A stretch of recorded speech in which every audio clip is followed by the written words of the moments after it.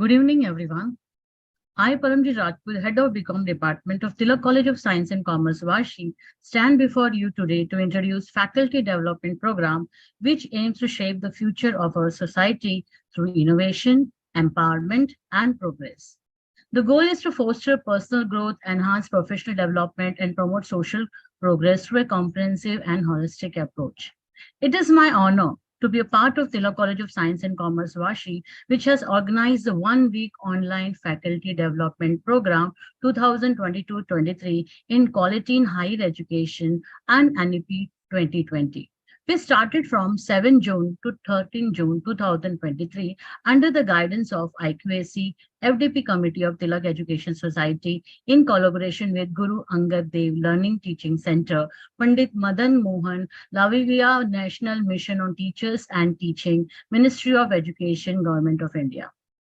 Before we start this program, I would like to express my sincere gratitude to our Tilak Education Society's Chairman, Shri J. N. Kurup, Director, Dr. Shri Ajit Kurup, and Director, Dr. Shri Arun Kurup, for giving us this platform to organize this program.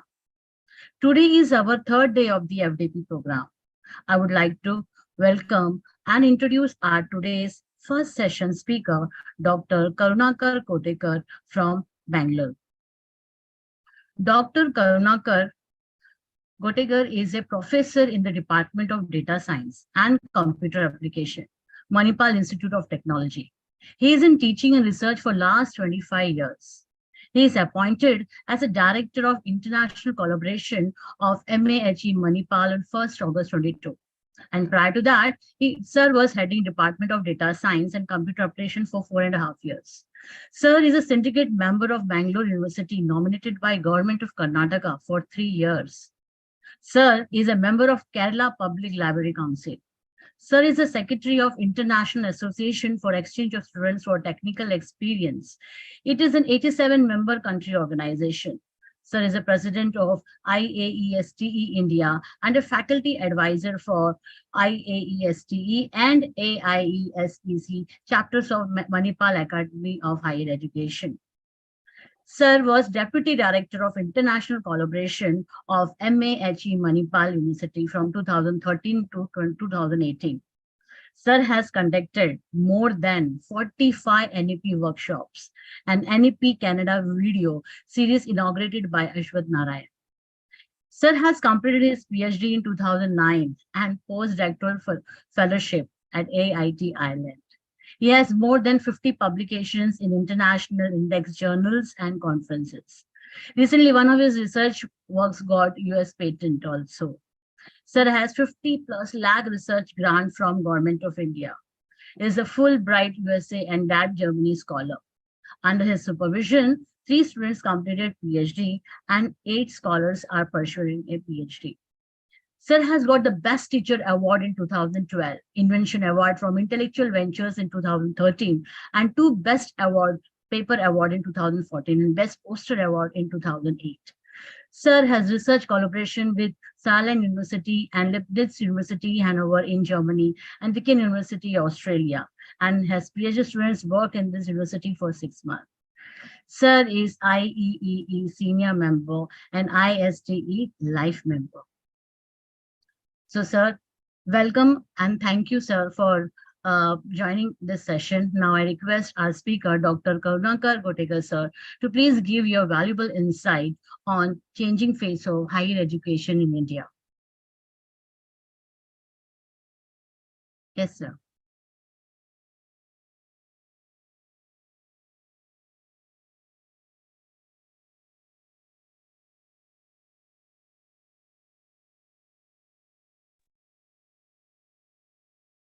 Thank you. I think you can hear me now.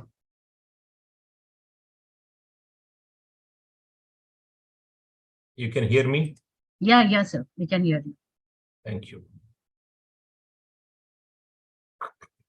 Let me, give you a brief idea, because we are all teachers here, and the new education policy is a lateral shift in Indian higher education and in general, even in school higher education. Basically, This particular policy speaks about a lateral shift in whole education space. And most of us, we think that, uh, it's impossible to do these changes. It's a mindset because we are all product of this education system. To understand what policy says, we need to always, as a computer science professor, I say that we need to log out from the current system, and then, we need to go ahead and understand the current system. So there are several issues in the current system, and we all agree for that. But how to fix it? If somebody asks how to fix it, then nobody have one solution which can solve our problem. So basically, what we are trying to say here is there is an option for all of us to, see this policy from a different angle and adopt it for future generation. Can we see the changes immediately? No, we need to wait to see the fruit of this policy, at least few years, what this policy speaks for. And in general, today's my topic is, I'm not exactly speaking about the policy for say, but I'm trying to share my views, my experience in higher education space, and how exactly it is changing over a period of so many years, and what changes we are anticipating after this policy. So that is why the title given to me is Changing Face of Higher Education in India, a perspective from NEP 2020. When we read the policy, there are 5 pillars basically on top of which this policy is standing. The first one is the access. That means that every child of this country, it is right for a better quality education, and the government and the private together has to create an ecosystem which will provide access to all the students, whoever is interested in studying further.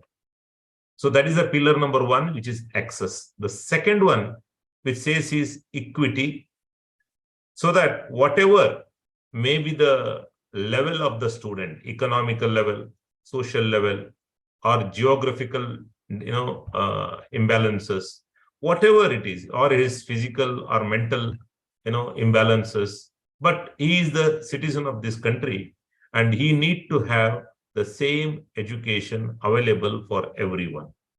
That is the second pillar which speaks about equity. The third one is the quality.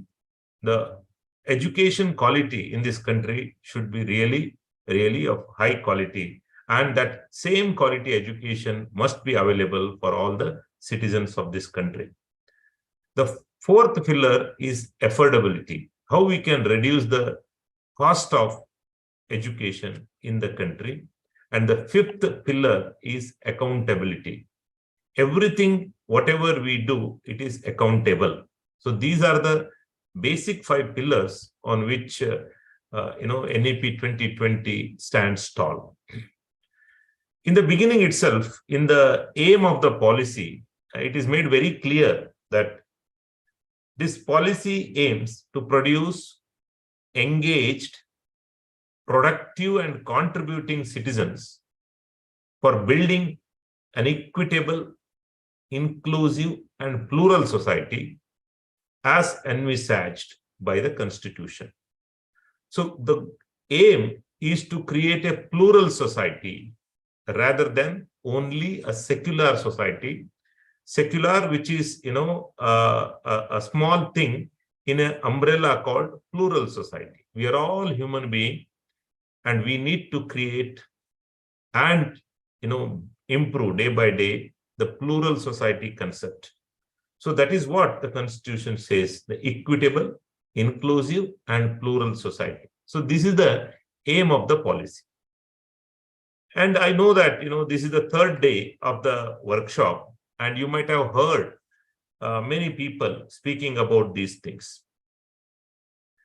When we talk about higher education, basically, we need to understand that the school education, now it has an increased 3 years of component. A child enters the school immediately after 3 years.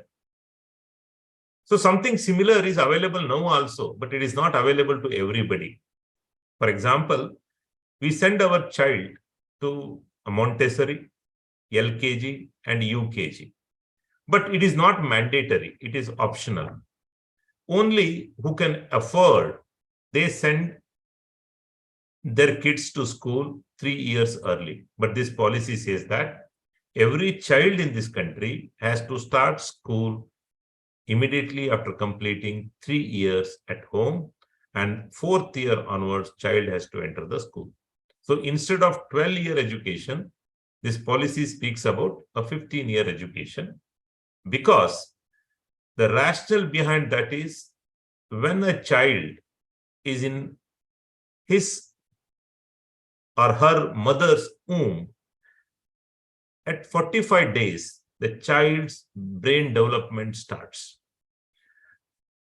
And I'm just quoting one of the information what is available in the research journal, and which says that from 45 days up to 8 years, 85% of the brain development happens. But in India, we are allowing the child to enter the school. We kept it as minimum 6 years. That means the golden time, which is available as 8 years, the 6 years the child is spending outside the school. But this policy says that at least 3 years before a child can enter the school, so that during the brain development itself, a school system can help the child. That is why the whole space is fixed from 12 years to 15 years. And it is broadly divided into 4 parts, again, based on the child's brain development and the ability at a different age, and what a child should know at what age. So now what is happening is up to 10th grade, there is no evaluation at all. And, the child is progressing from one class to other class without ensuring that whether what a child has to learn, whether the child learnt or not, nobody is verifying it. Instead of that, now the 15 years from 10 plus 2, it is changed into 5 plus 3 plus 3 plus 4. So basically, the first 5 years, next 3 years, next 3 years, and 4 years. Totally a 4-part. That's a foundation, primary, medium, and secondary school. So the first 5 years is most of the time, it is a motor activity of a child has to be improved. And some basic skills the child has to acquire. So the next 3 years, which is a primary one, where child has to start writing, reading, and comprehending the things.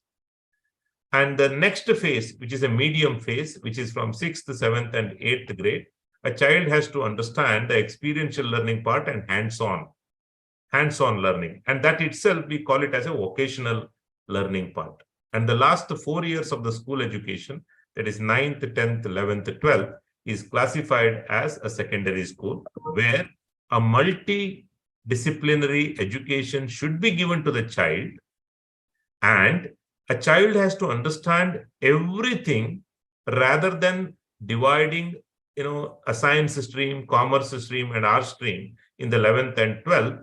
9th, 10th, 11th, 12th has to be kept very generic. So now why I'm giving you this background information of school education is, whenever we are talking here about the new policy or the changes what we are seeing in the education space in India, we need to understand that the future child which enters the college is coming through this system. So that means 9th, 10th, 11th, 12th, they have not taken either science or commerce or arts. So they are coming with a generic bouquet of options which are available to them. The same model is available in the US, where even till the first 2 years of undergraduate program at the university or the community college, they study generic subject. And then the last 2 years of undergraduate program, they get specialized in whatever major they want to graduate. So that is the reason we need to understand that from school education, how child is getting transferred into higher education.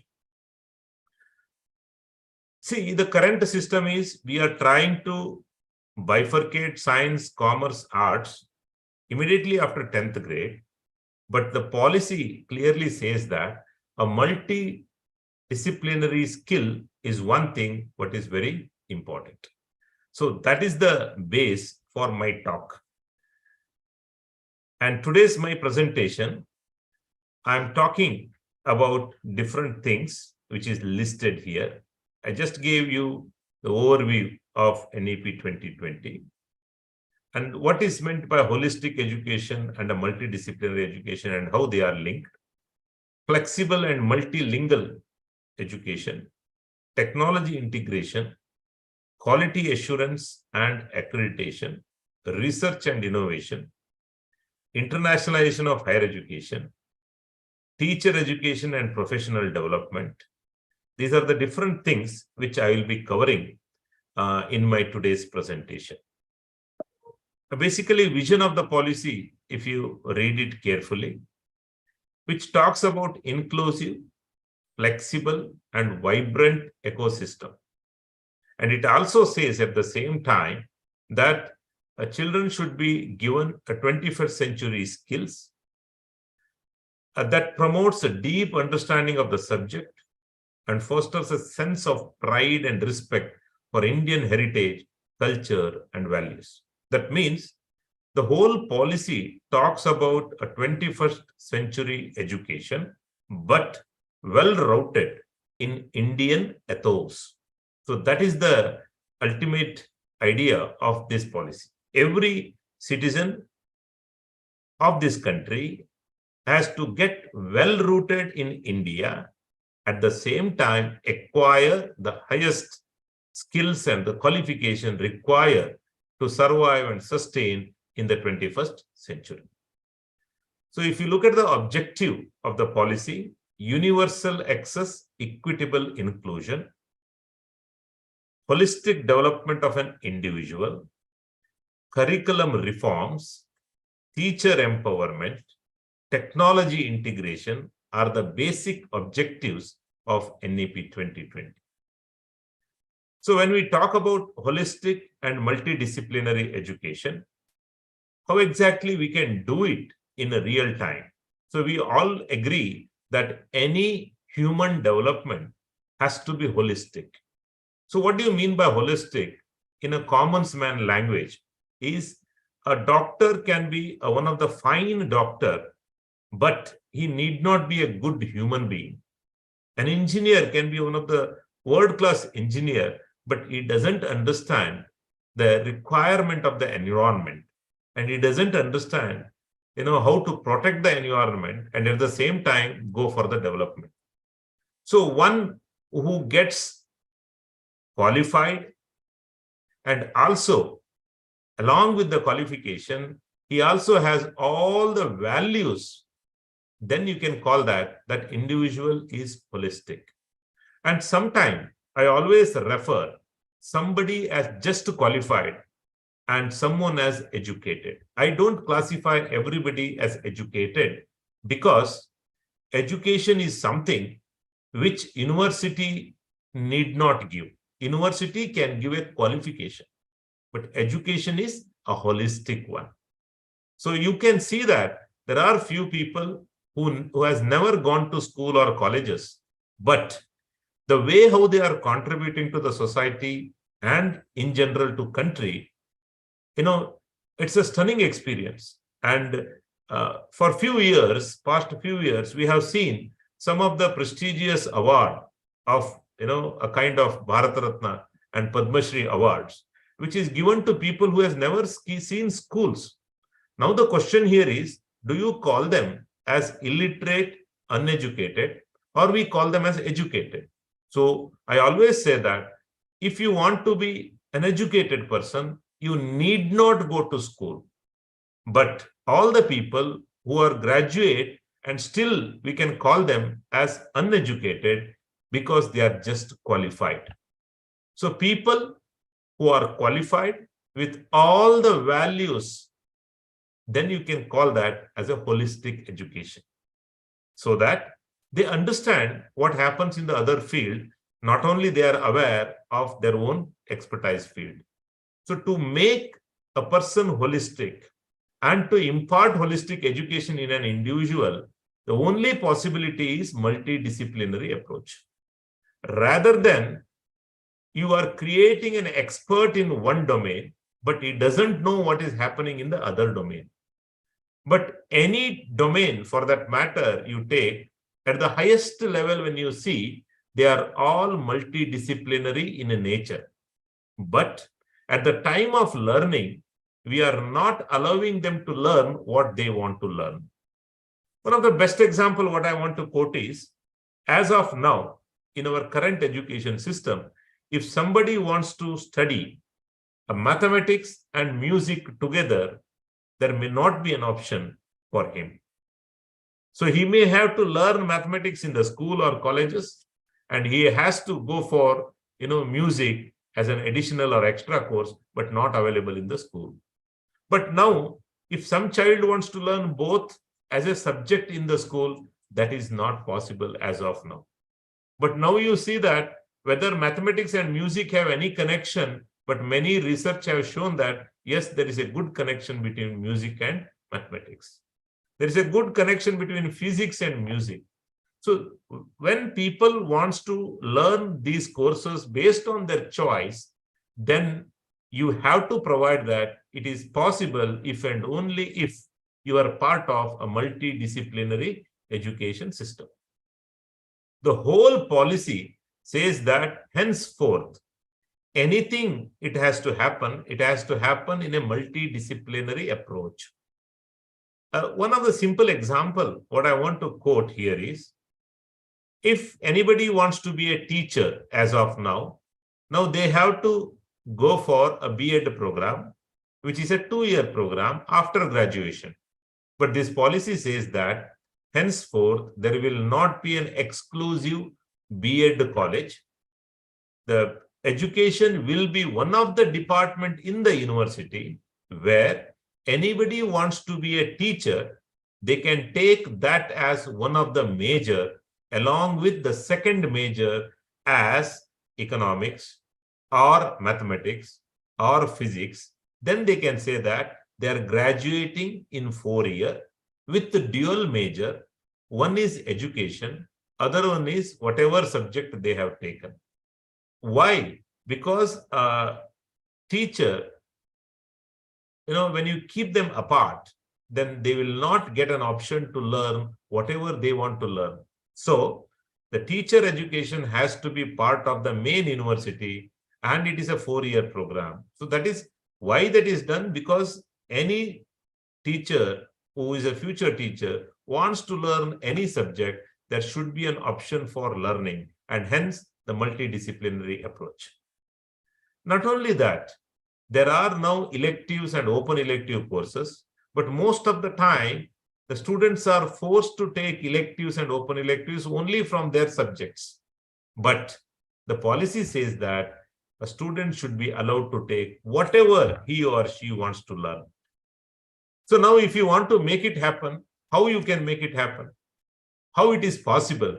This policy says that any students who wants to learn or get a degree from a college, he can join one college and up to 50% of the credits he can earn from different places, not from the college where this student has joined. So that is the flexibility what is given to the student in this policy. So the whole policy is student-centric policy, not teacher-centric, not university-centric policy. So the student is going to decide what he wants to learn, and the student is going to decide how fast or slow he wants to learn. So that flexibility has to be given to the student. That is the crux of this policy. So it is flexible and it is student-centric and it produces holistic individual, and that is possible with the help of only multidisciplinary education. You might have heard about academic bank of credit.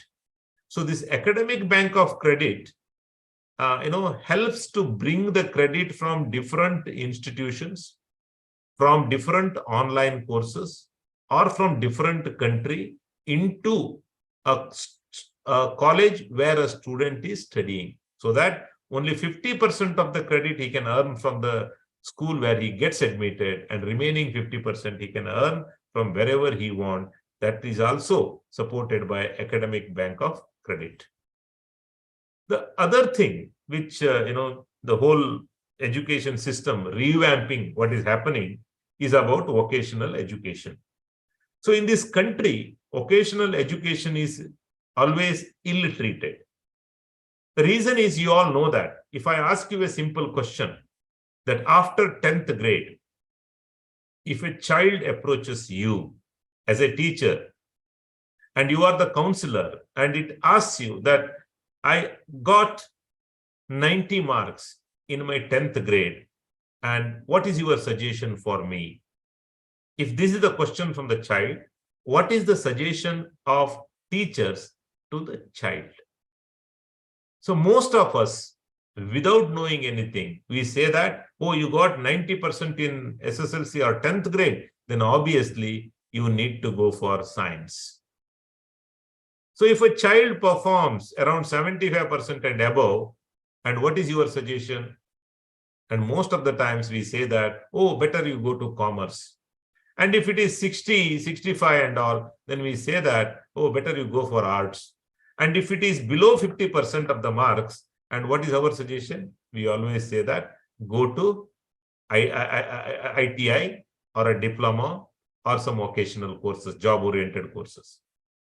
Why I am telling this is, we have never asked the child how the child got that mark, whether that mark speaks something real about the child, or it has mugged up rote learning and then it got that mark. So we never ask this question. But the vocational education is ill-treated in this country. But basically, if you look into the real situation, vocational education gives an exposure for a student to do hands-on learning.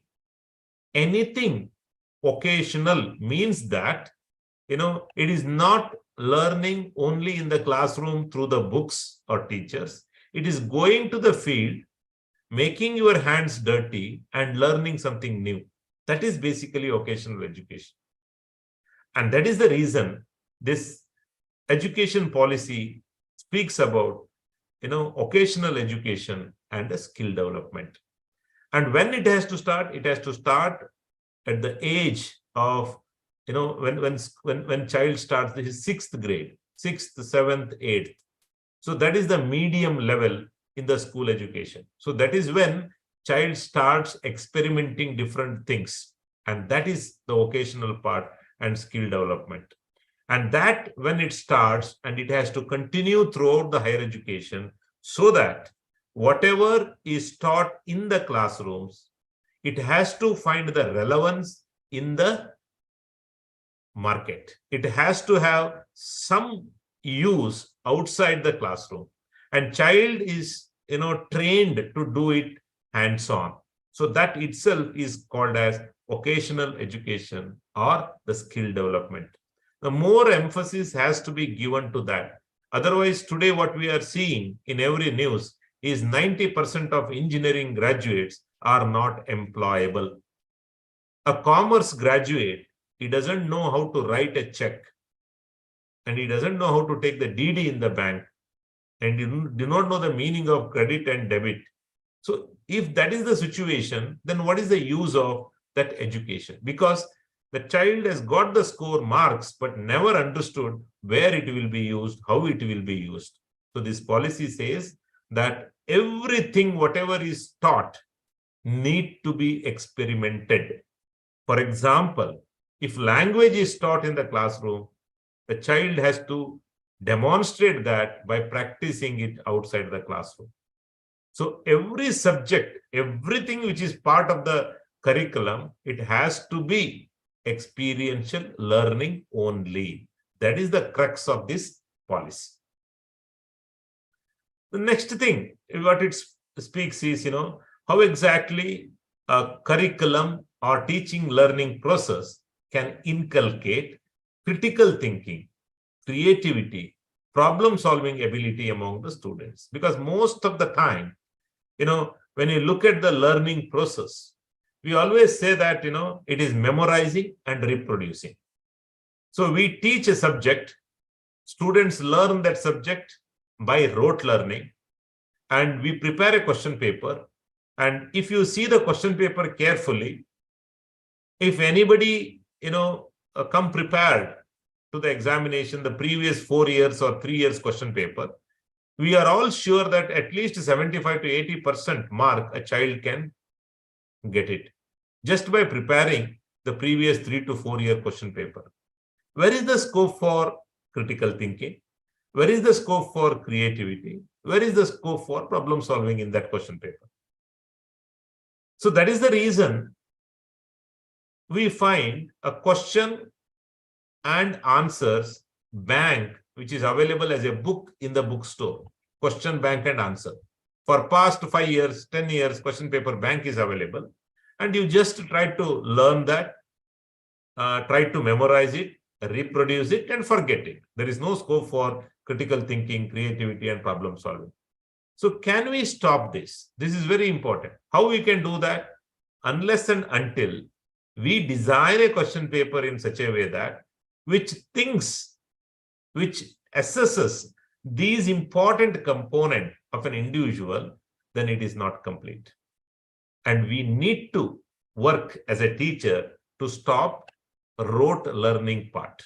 So that is the basic problem in our education system. So this whole change is about doing something which is experiential learning part.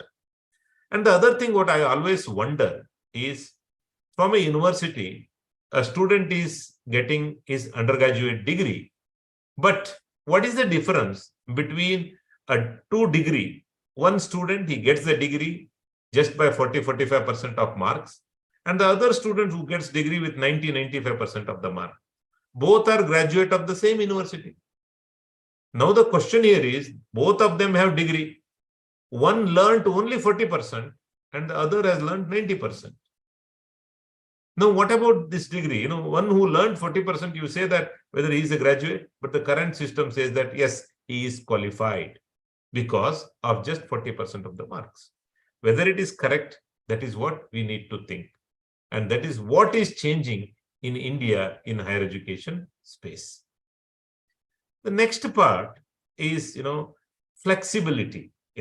Whenever we talk about flexibility, here the student is at the center, and student is going to choose the subjects, and then he will say that these are my interesting subject and I want to join.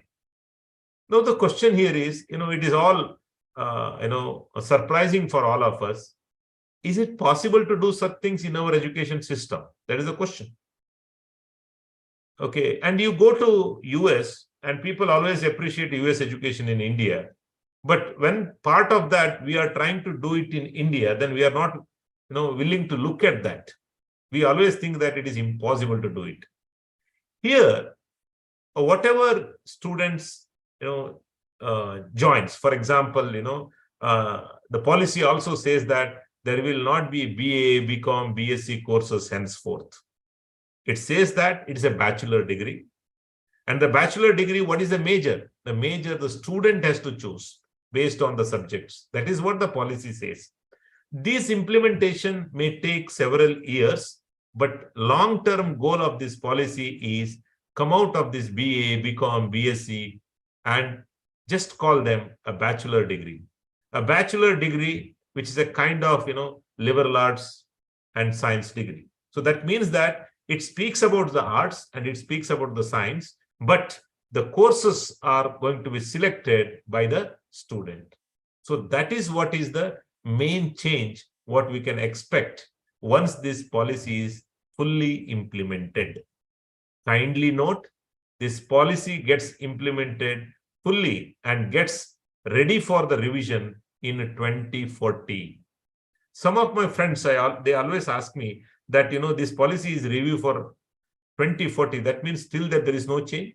Change can be done. But the overall effect of this policy, if you want to see, consider a child entering school today and 15 years of school education and 4 years of undergraduate education. It is 19 years. And the policy is released in 2020. And that is the reason they have kept the target as 2040 as the major revision or change. But in between, any changes is possible. But the major revision or the outcome you want to see, you need to wait for those many years. So whatever I'm trying to explain or put it across here, the changes are really, incremental changes, not a sudden change. So the flexibility is given to the student to choose subjects, whatever he or she wants to learn. That is what is the major change which is, expected in higher education space. And also, you all know that there is a multiple entry and multiple exit, which allows the students to pursue education at their own pace. In India, if somebody says that I want to take a break for 1 year, how we look at that student, we always say that, okay, that student is a failure. He lost 1 year. But whereas you go to the Western world and the student will decide that, okay, I will take a break of 1 or 2 years. Nobody says anything. It is a choice of that student to take a break and come back to the system again and continue education. So that flexibility is given so that anybody who is a slow learner, they can also, keep up the pace and do well. The whole idea is here, the bachelor program means there is certain number of credits. For example, as of now, a 160 credit of bachelor program means a 4-year. So if a student earns a first year credit, and due to any reason, if a child is not in a position to continue the school, so they can go out of the school, but when they are going out, whatever they completed the first year course, based on that, a certificate can be issued. Somebody may ask, what is the value of that certificate? Because when in this country, graduates are unemployed and you are giving certificate for somebody in anticipating that with that certificate, they may get some job. It is up to an individual to make best use of that. As of now also, if a student is leaving the graduation in between, the student is leaving the graduation after 1 year or 2 years with empty hand. Nobody recognizes their credits, whatever they have earned. So now in this system, it says that if there is a situation and you want to go out or you want to drop out or you want to take a break, then you can exit after 1 year, after 2 years, after 3 years, or complete all 4 years and go. So that itself is exit. And at the same time, the policy speaks about entering also. So after 1 or 2 years, if a student wants to come back, already that student has earned the credit and they can use that credit and continue education. So that is a multiple entry and multiple exit. The basic policy here is the policy doesn't want a student to exit. But if there is a situation, then it can exit, they can exit and they can come in again. And also, it helps for people who are slow learners, And this policy in general speaks about fast learners also, but that is little difficult to implement as of now. What it says, it says that a student can complete 1 semester and take a break of that system. So that means even though student has to do it 3 year or 4 year, they can complete 6 months early and take a break. That is the option available for fast learners. That means they can earn the credit well in advance and they can continue. So slow learners and fast learners both have been given chance in this policy. And also this policy speaks about multilingual education. When we talk about languages, In school education, it says that mother tongue, education in mother tongue, schooling in mother tongue is always a blessings. And it has to be like that. But unfortunately, in India, we are all fascinated about English education, and all regional languages are dying, and people do not want to pursue education in regional languages at all. But the study says that anything taught in mother tongue is always strong. So child can learn very fast.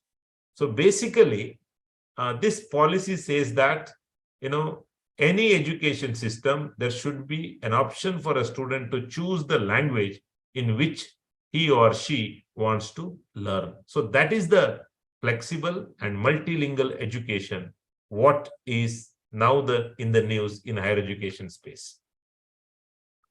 One of the major things suggested even in the policy is the technology integration. We are all aware now that we have completed last 20 years of IT era, information technology era, and we have entered into AI era, artificial intelligence era now. So that means everywhere you go, people are speaking about AI, and using technology in education is part of all education, school education as well as higher education. So make the best use of technology to give a best to the student. Nowadays, you can see that everybody have internet connection. Any student wants to learn anything of his or her choice, he can learn from horse mouth. It is possible just because of technology. How exactly a teacher can make best use of the technology in the classroom?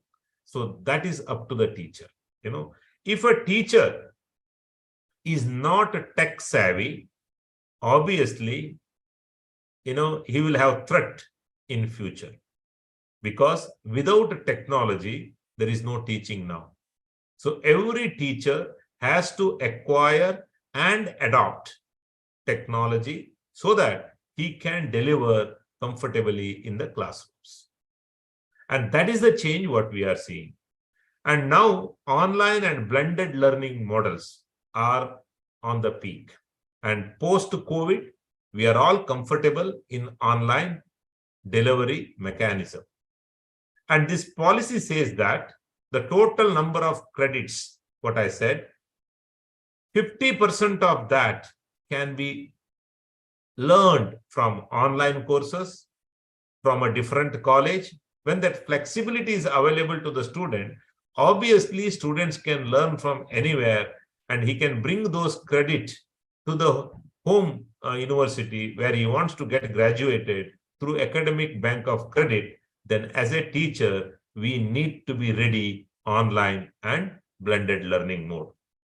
And there are several educational technology tools which are available for use for all of us. And only thing is, we need to make best use of that. Otherwise, we are going to lose out the game. The quality assurance and accreditation.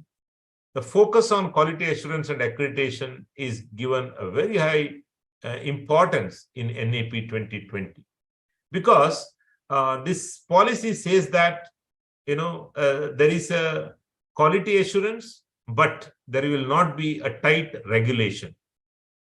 There is one phrase in this policy which is used very frequently, is light but tight. Light but tight regulations. How it is done? For example, a NAC accreditation to the college. So this policy says that there should not be any physical visit to the college, because physical visit makes a lot of manipulation on the ground. Instead, the college has to declare everything on its website and also on the accrediting body's website, so that all informations are made publicly available. Students, parents, and other stakeholders can verify and say that this particular thing is wrong, whatever is mentioned in this website, so that everybody can contribute to improve the quality of that delivery in that college or the university. So quality assurance is done, but the policies are such that it is light, but at the same time, it is tight policy. And it also introduces a national higher education regulatory authority. And its impact is on the, ensuring the quality education. So there is a regulatory authority, but which will do only regulation. And this comes as one of the vertical under Higher Education Council of India. Higher Education Council of India is an umbrella body and which covers National Accreditation Council, Higher Education Grant Council, Higher Education Regulatory Council, General Education Council. That means all these four tasks are divided into different vertical, and it is all brought under one umbrella called as Higher Education Council of India. So that is the change what we are speaking, because all these are independent. At the same time, they can communicate with one another if it is required. And also it speaks about professional standard setting bodies to assure the quality. So emphasis in the policy is on outcome-based learning and development of robust assessment framework. Because today what is happening is, as a teacher, I teach in the classroom, and one semester I teach a particular course, and the syllabus is designed by someone. I am going to teach that syllabus in the classroom. Question paper will be set by someone, and evaluation will be done by somebody else, and the second evaluation is done by someone. So as a teacher who taught this course in the classroom, I do not have right to assess the student. So this is the situation as of now. So therefore, this policy says that the flexibility is given to the college and university in a phased manner such that they grow up to give their own degree. There are three different kinds of universities which is mentioned in the policy. It says about a research university where 80% of the focus is on the research and only 20% is for teaching. A teaching university which focuses 80% on teaching and 20% on the research. And the third category is a degree granting colleges whose job is to teach and give their own degree. That means in this country, as of now, there are 1,000 universities. There are 55,000 colleges in this country. But the policy envisages that, and this has to be, around 15,000. So that means there is no affiliating system which will remain in this country. Now what is happening? For example, if there is a Mumbai University, there are several colleges which are affiliated to Mumbai University. But the policy says that over a period of time, every college has to reach certain level so that they can give their own degree without getting affiliated to any university. Like that, these 15,000 colleges will become, 55,000 colleges will become around 15,000 independent universities, either research university or teaching university or a degree granting colleges. That is what is the aim of this policy. But when we look at this policy, we feel that all these things are impossible to do it on the ground because we are all part of the current education system and we are not in a position to accept this lateral change. My personal view as a teacher is we need to accept and go ahead. And this is one of the best policy and the best changes what we are seeing, and we are witnessing these major changes. When it comes to research, and when we speak about, there are two things in research. One is about publication and the other one is about the innovation. So in terms of number of publication, India is a country which is standing in second or third position in the world. Whereas when we look at innovation index in the world, India is around 48 or 49 position. Why it is so? Because we are all busy in publishing. We are not focusing on innovating. This policy speaks a lot about how we can improve research, and innovation can be one of the top things in the agenda of the higher education. And also, the measures are taken in NEP 2020 to promote research culture, and therefore there is a National Research Foundation, which is something like National Science Foundation of United States, which is going to take care of the whole research in this country and the funding for research in this country. And it always stresses that there should be a collaboration between academia and industry. Otherwise, now what is happening is what academicians are doing, industry is not aware, and academicians are not aware what industry really wants. That gap needs to be filled. So this policy says that there should be research park and incubation center and innovation ecosystem so that this country can really do well in terms of innovation, not only in terms of publication. The next part is, very important one is internationalization of higher education.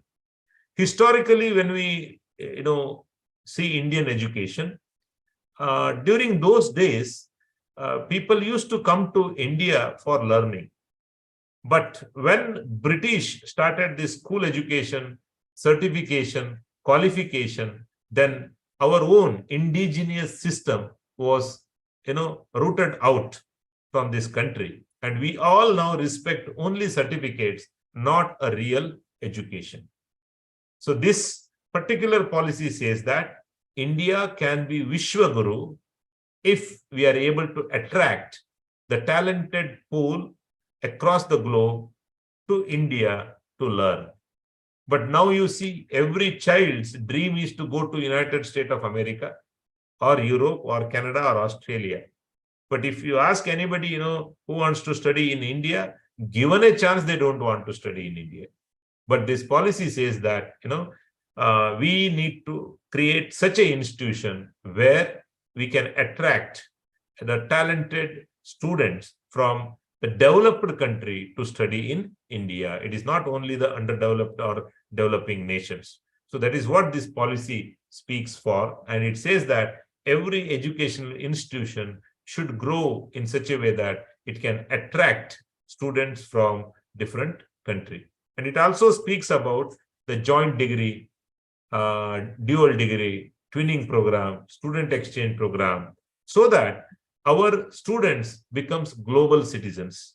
And we all know that India is a young country and we are in a position to supply manpower or human resource to the whole world. In order to do that, we need to help our students to become global citizens so that they becomes globally employable.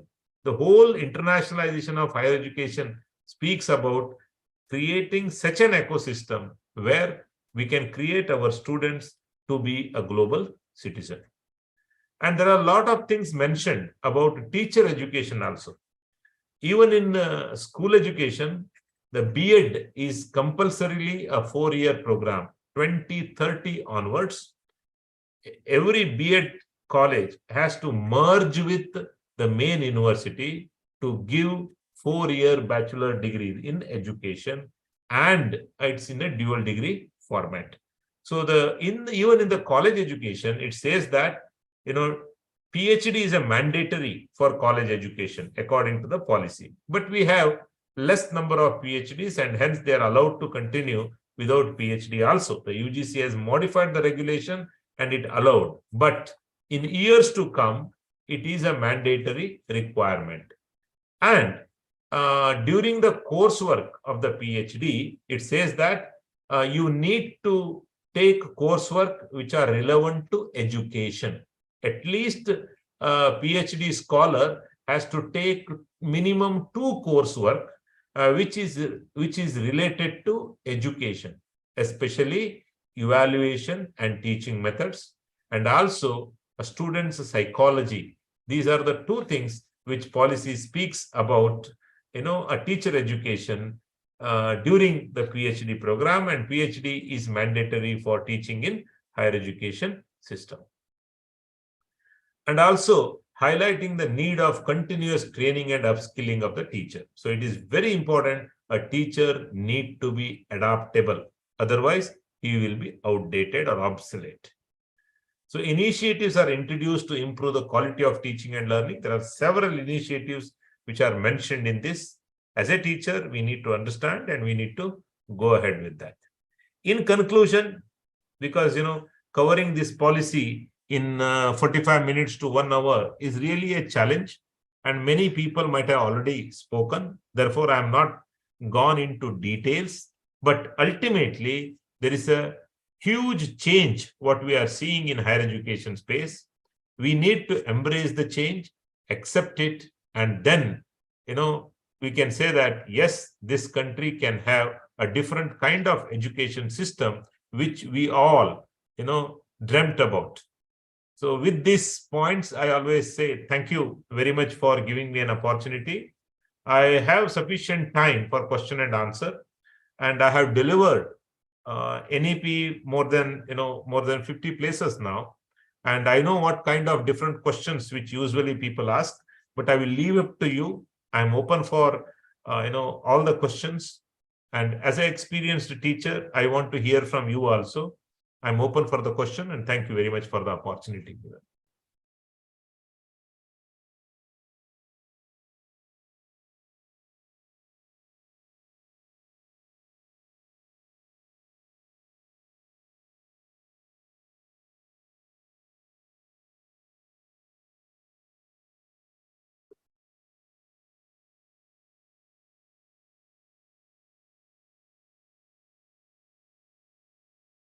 Can you hear me?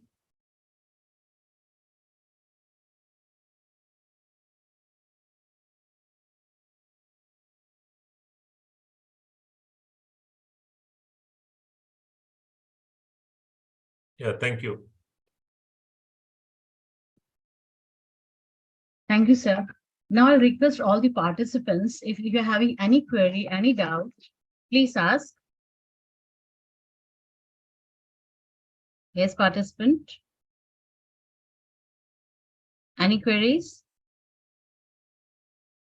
Everything is clear. There are only two possibilities. One is either it is clear or it is not clear. I know that It is clear. online sessions are not that effective always. Because we keep it online and then we may not be able to focus. But live sessions are always better. Anyway, One query is there from Professor Abha Maheshwari. Ma'am want to ask, what does NEP say about net and set? There is nothing is mentioned about net and set. Okay. Within NEP, there is nothing is mentioned. Okay. As a policy. Okay. Any other participant want to ask?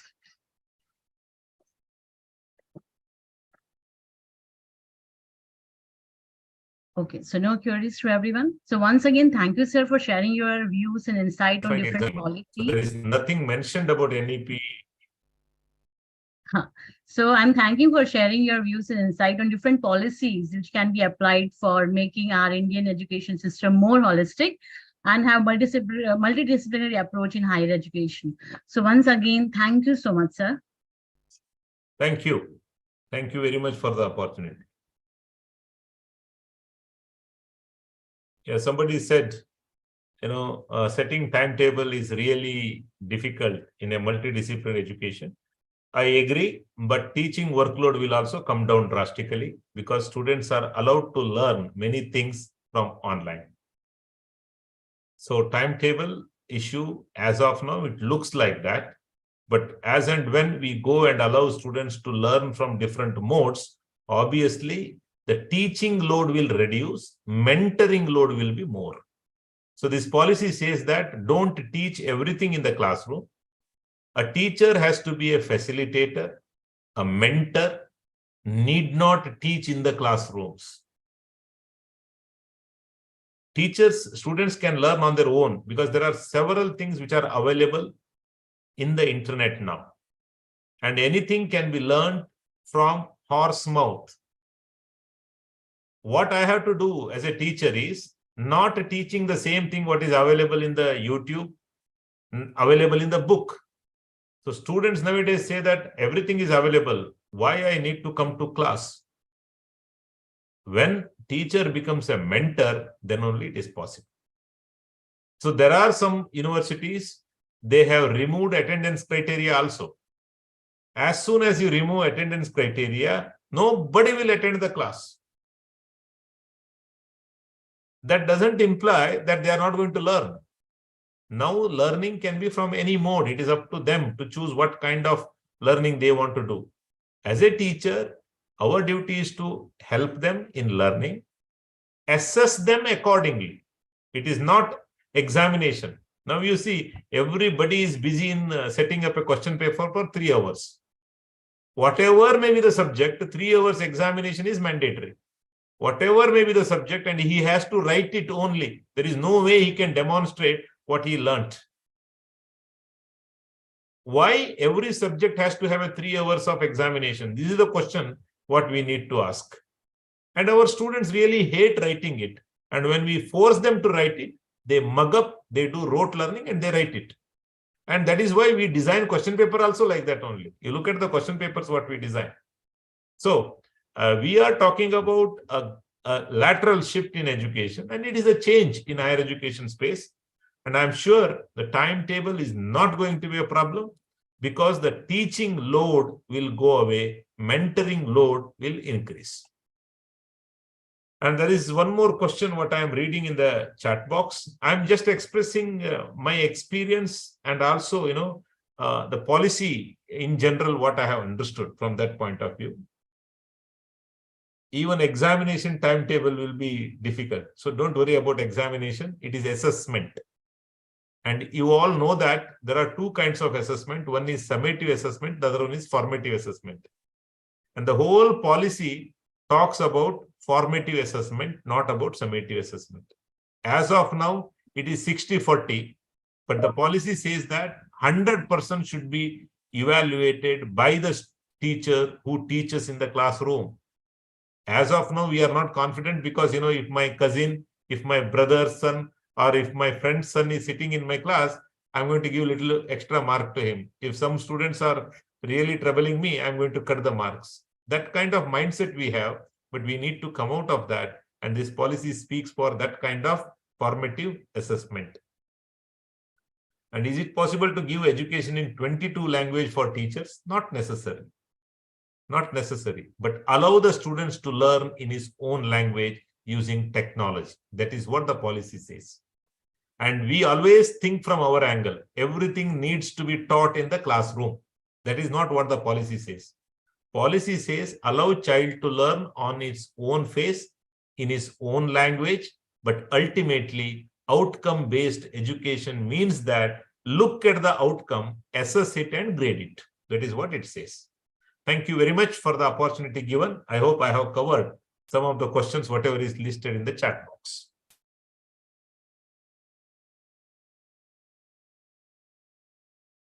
Thank you, sir. Can I leave? Yes, sir. Thank you very much for patient listening. Thank you so much, sir.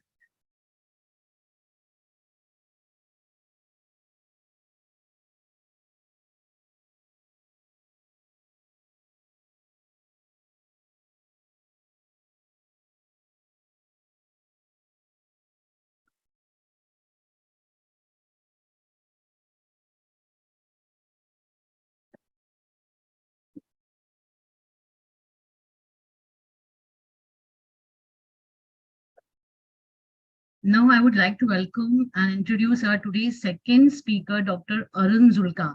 Sir, you are there? I'm audible? Sir? Arun Zulka, sir?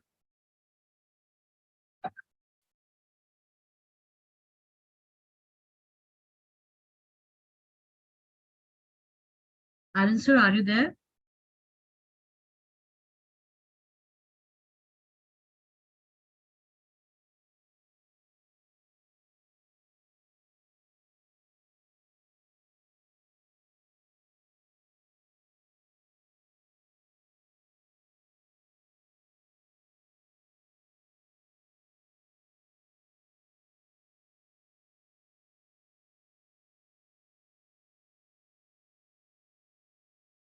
It seems that sir is not there in the meeting.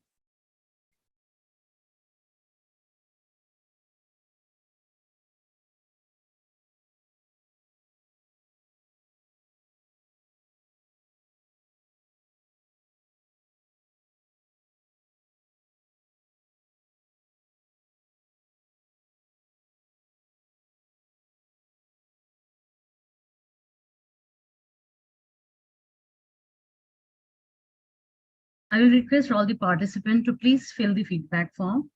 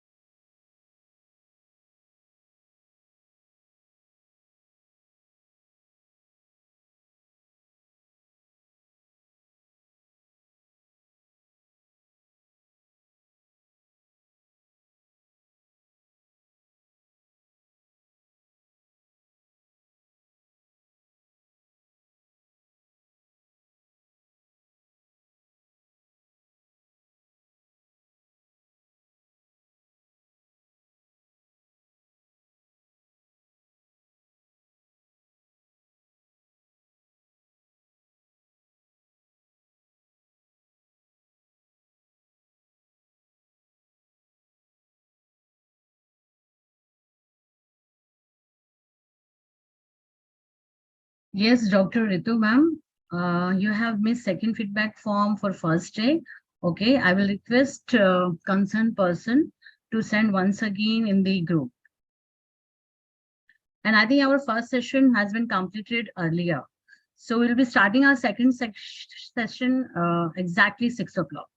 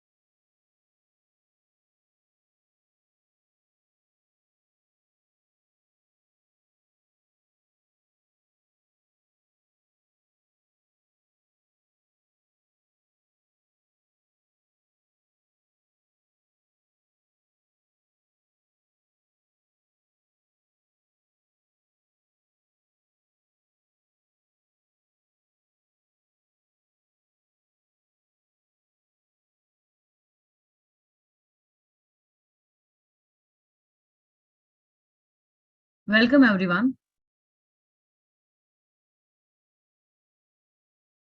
Now, I would like to welcome and introduce our today's second speaker, Dr. Arun Julka, sir, from Delhi. Welcome, sir. Dr. Arun Julka is an associate professor in Department of Commerce, Maharaja Agrasen College, Delhi University. He is MCom and MPhil from Faculty of Commerce.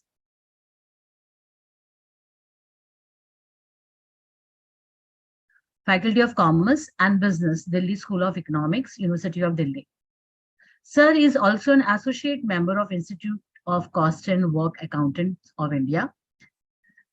Sir has a vast experience for more than 23 years and has been a visiting faculty at various management institutes. He has published one book on business mathematics and statistics from Taxman Publication. Sir is a senior fellow at Guru Angad Dev Teaching Learning Center of MHRD, SJTB Khalsa College, University of Delhi. He has conducted more than 100 sessions in GAD TLC in blended learning workshop across the country, including model, writer's tool, presentation tool, business mathematics, financial management using spreadsheet, hot potatoes, MOOCs, Audacity, etc. Sir has trained faculties in development of e-kits in the center. Now I request our speaker, Dr. Arun Julka, sir, to guide us on innovative teaching pedagogies and assessment. Thank you, ma'am. Thank you, ma'am. Thank you for giving this kind of opportunity. Good evening, everyone. And I think it's a last session of this today. And it's difficult to sit after 6. And now today we talk about innovative pedagogy, etc. So before starting anything, because nowadays everybody is like right now is working online, etc. So what are tools you are using right now? And I want this session as an interactive session because I want to learn from your experience also. So Dr. Simpi, Dr. Brajesh, very good evening to everyone. And please write down your area, subject. First of all, so one by one, let's start like this. So what's your area of subject? So Simpi, please write down your area of subject. Okay, shall say, oh, chemistry, French. So some people from the education, Brajesh from education, good. Okay, Anita Seni is from Spanish. Oh, so people from the languages also. Physics, psychology. Okay, education. So mix, like we have a mixed form, right? So some people from botany also. So right now, sir, actually everyone, so they are going to different fields, that's good. And some people from commerce and management also.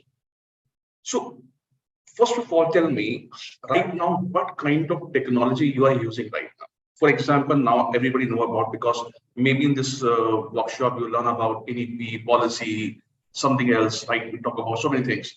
But how right now, what's a major problem with us?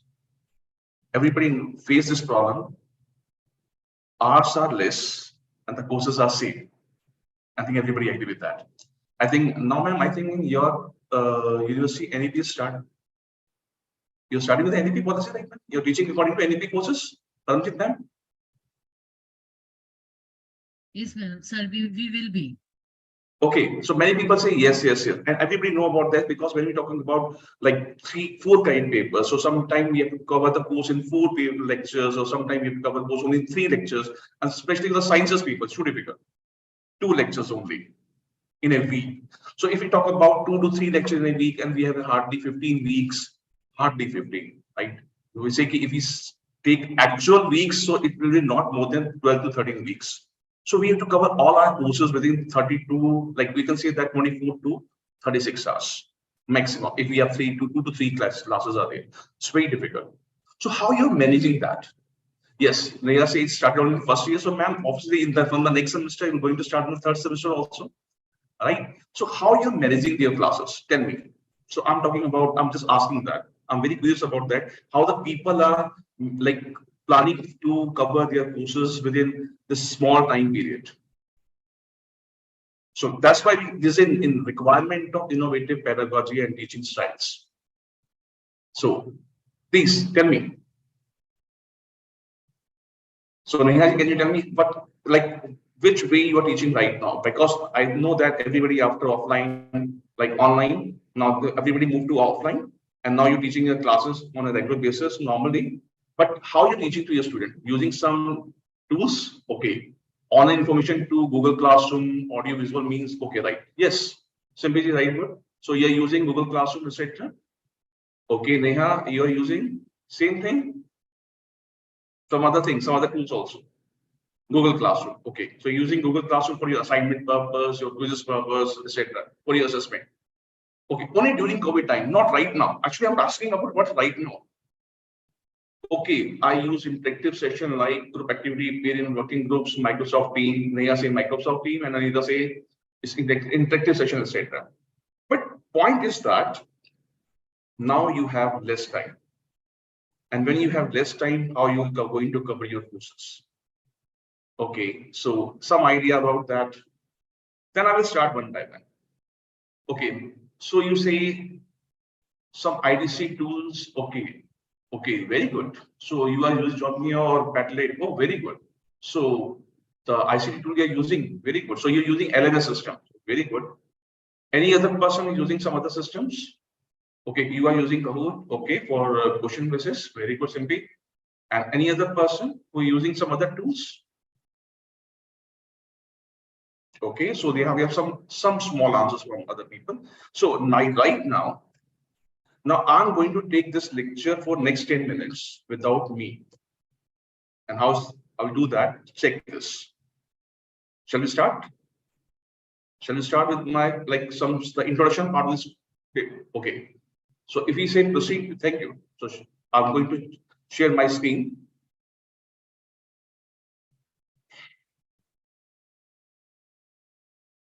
Just give me a minute.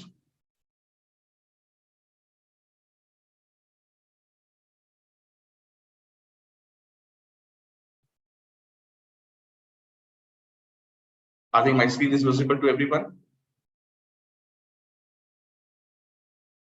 Yes, sir. Okay, just a moment. I'm going to show you something here. Actually, we have so many lectures here. So I'm just going to start this innovative. Okay, right. Okay.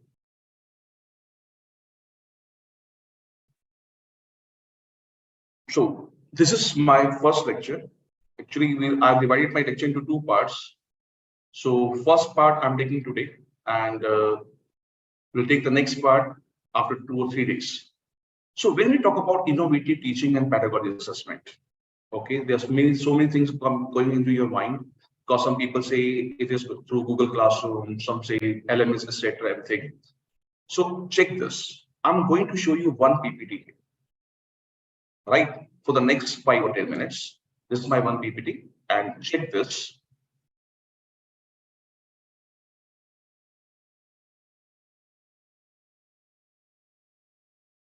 In recent years, there has been a growing emphasis on innovative teaching pedagogies and assessment methods to enhance student learning and engagement. Here are a few examples of these approaches. Project-based learning, flipped classroom, gamification, authentic assessment, formative assessment, technology integration.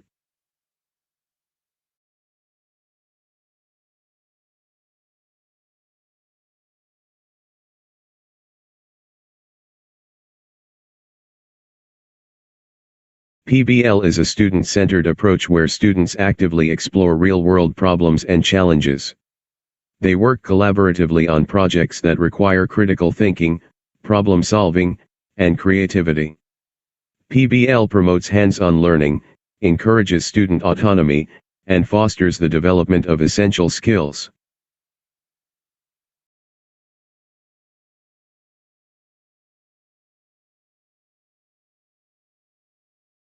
In a flipped classroom model, traditional teaching methods are reversed.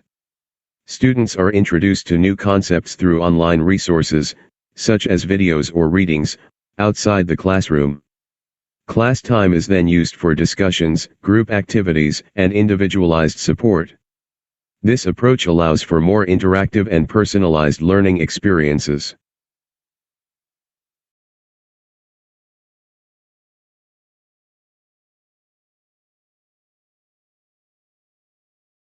Hi everyone. I am Arun Julka. Today we will talk about flipped classroom.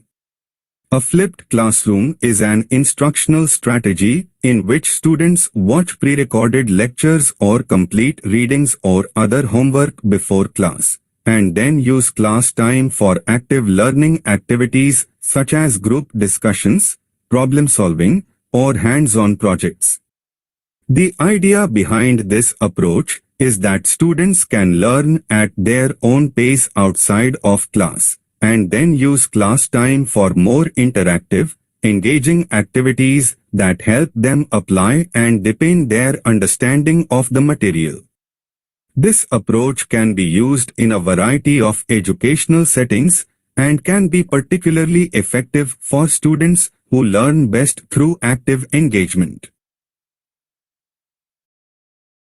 So, have you seen this small presentation? Right? In this small presentation, I'm not saying something. I'm using IT tools actually. And I'm using some videos here. So earlier I just used my simple audio tool from my PPT. So it saved time actually. What happened? Sometimes you can like make your small PPT and record not only in your voice, you can use the voice of AI also. So in the both all these slides, I use the voice of AI, not my voice, but I can use my voice also. It saves your time, right? So tell me, are you want to learn this kind of technology, or do you aware about this? Write in your chat box. So we'll go further behind this, right? Just write down in chat box. Do you want to like? Do you know about this kind of? Okay, we want to learn that. Sherry say, okay, Sherry, can you unmute? Not aware. Neha say, not aware about this kind of techniques. Very good. So if you want, if you know that, I will talk about some other things. Okay. So can Neha, can you unmute? Possible for you? I just request the college people, can you make me co-host so that I can just make other people as so allow them? Okay. Arifa say not aware about this. So actually we are, okay. First of all, tell me, are you right now working on your system or like phone? If you're working on your phone, just please move to your system. So I request again to the college and host people, Taylor College, please make me co-host. Okay. Okay, thank you. Thank you. Okay, right now, Neha. Neha, can you unmute? Possible for you? Neha Yadav, please unmute. Neha, can you unmute, please?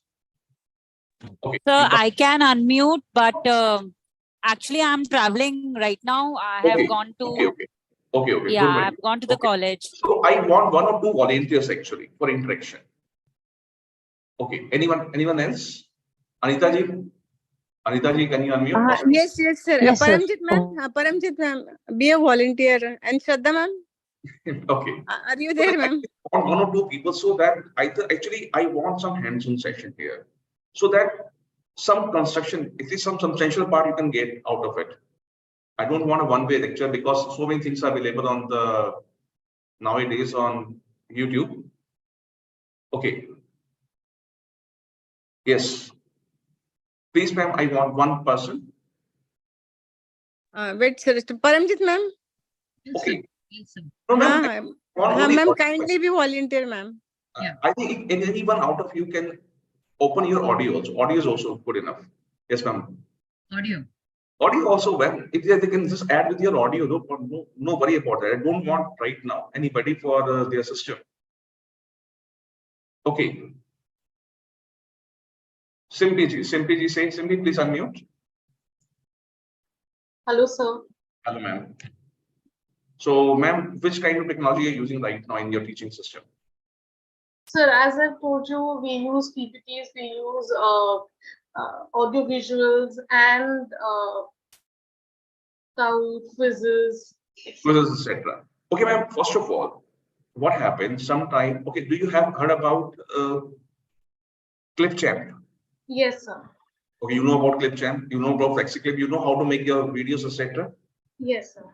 Very good. So you know about that. So other people also know about this Clipchamp. Tell me, write in the chat box so that I can Yes, just sir. down. We will zero down Yes. that, but topic will start right now. Okay, some say yes, some say no. Arifa say no. Okay, some people say yes. Okay, so some people having some like knowledge about that. But when we say how to incorporate all this technology, when we're talking about technology, so I'm just going to tell you the first one technology, and then I will move further. Okay, then I will ask you that what kind of technology you want to run here. So I'm going to share my screen once again. Right? Check this. So actually, when we're talking about, okay, let's check from once again from the beginning. I'm just moving fast. So when we talk about interactive assessment, we talk about, we have project-based learning. We can talk about project-based learning. Okay, we can give projects to the students and they can learn through that, through problem solving. And this is very good when we're talking about, like when we talk about this languages, like the people teaching Spanish languages, like or like French, etc. So when they give some project to the students or some activity, right, or some, like you can say, skill, so they can perform and they can learn from each other also. Then we talk about flipped classroom. The flipped classroom means basically you're giving your notes in the advance. For example, if you're teaching commerce, some people are from management, some people are philosophy, right? Suppose you're giving some theory part in the beginning to your students.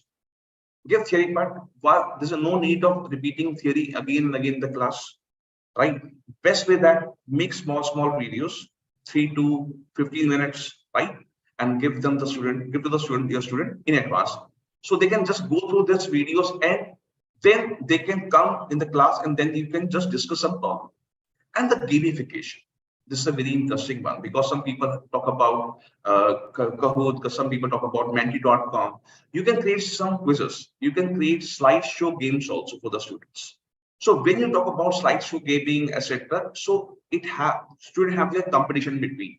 They can learn through gamification and your work also become very easy. Then we can move to authentic assessment. Because when we talk about assessment, you heard about formative assessment, you heard about summative assessment, but what is this authentic assessment? When we say authentic assessment, is not it's basically when we talk about summative, we are focusing on their, like how much they learn about this, right? Rote learning actually. But here, authentic assessment means we can give you case studies. Case study, like for example, the people in commerce and management, they are teaching finance. They can give them some financing activities so that the people can learn through their real experiences. Because in NEP, everywhere, when we talk about NEP, and whenever any person coming to talk about NEP, he will always talk about holistic. You heard about this word, holistic approach, holistic view of the students, like their holistic, like view, etc. But point is that how can you improve this with the help of your teaching system? Very important. So I think you just give them real world applications, real world skills, etc. So for example, people who are teaching Excel, like obviously finance, etc., they can teach through Excel also. Because nowadays in the real world, nobody is doing calculation by hand, right? Or nobody is taking using scientific calculator. Right now, the people are using Excel. So if you can use Excel, Power BI, right, data for that Power W, right? So you can use that software so that we can make a gap. We can bridge the gap between teaching and the industry. You can use authentic assessment, and everybody know about formative assessment. So you can create quizzes, class discussion, like peer discussion, peer feedbacks, like anything. You can create some activity between the students. So when we have some self-reflection activity between the students, so they can learn through activities. Right now, I think NEP says our role is not only teacher, we have to become a mentor for the students. The full development of the student, like not only talking about theoretical things, but also about the practical things. Because everybody is focusing right now how to make a gap between, fill the gap between industry and the teaching. So these things are very important. And I think if we use all this, I'm talking about my thing. So this innovative teaching, pedagogy and assessment method aim to create active, student-centered, meaningful learning experience to engage critical thinking. Now, the critical thinking is again a very important thing, like talking about that. Problem solving collaboration. So I'm just okay. So when we say critical thinking, we'll start right from the beginning. Critical thinking. So what do you mean by critical thinking? Anyone out of you? What do you mean by critical thinking? Critical thinking में बात करते हैं. Anyone? Can you give me any idea about critical thinking? Yes. Anyone? I'm not asking about critical thinking. Like, okay, ma'am. Okay, some people are from languages. I think some people from French education. Anita ji, Spanish. Anita ji, can you unmute? Yes, sir. Anita, yeah. Yes, sir. Anita, you're teaching Spanish, right? Yes, sir. I think I don't know anything about Spanish, so don't ask me any question on that, right? But, No, sir. okay, but when we're talking about, when we say critical thinking, right? So Yes. you heard about that, like in English, we have like, I don't know about Spanish, but you heard about English, you have how many vowels? 5 vowels and remaining are consonants, I think. Yes, yes, sir.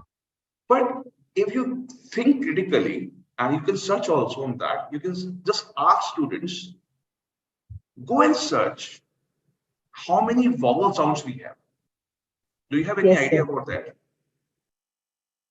Yes, sir. We do ask students to search some words and go out to the garden and look for the vocabulary. They can find out in English, and then they can find out from the dictionary in Spanish and they can make sentences. Okay, I'm just checking somewhere in this like site, some sites were, they are saying we have 20 vowel sounds and 24 consonant sounds.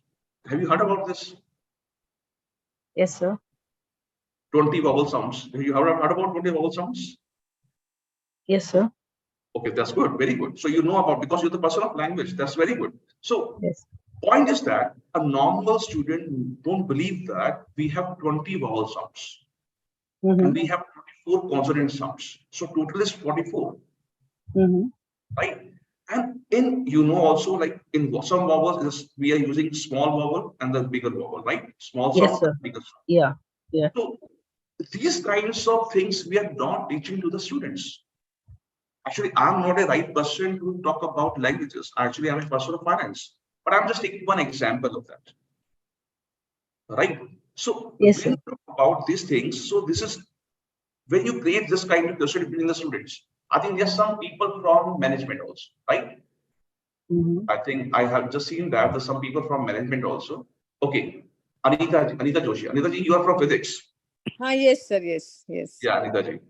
Sir, critical means you can, I would like to tell you the meaning that interpret, evaluate and judgment on the things or whatever is given to the students.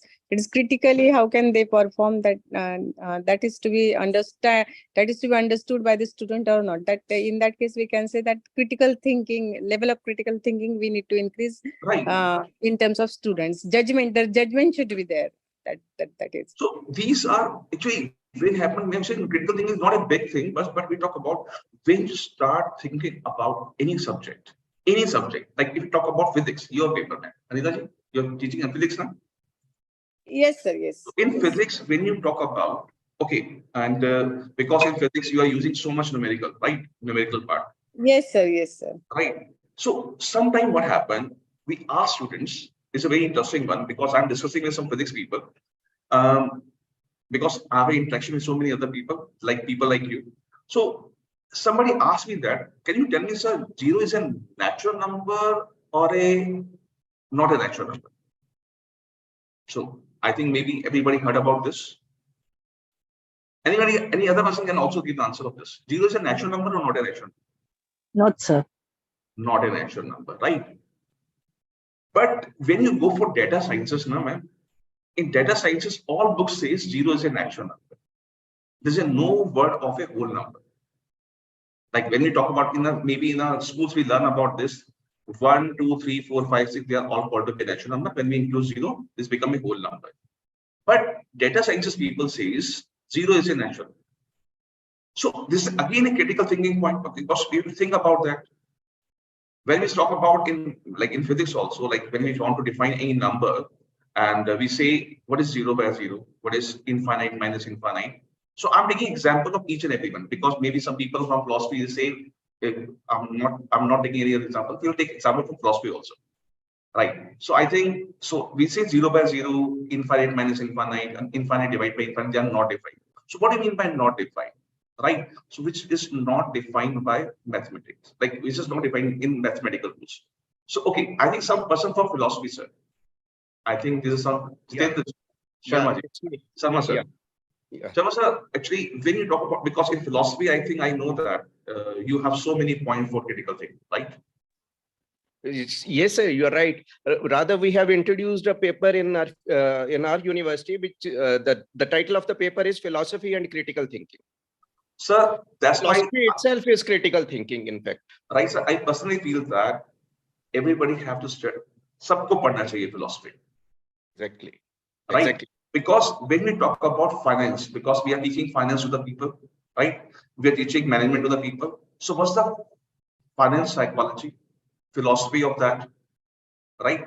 Philosophy, because before knowing the philosophy of anything, the philosophy of management is a very good book on that. The philosophy of investment is a very good book on that. I had read that book. But philosophy give you different angle, totally different angle. So this is about critical thinking.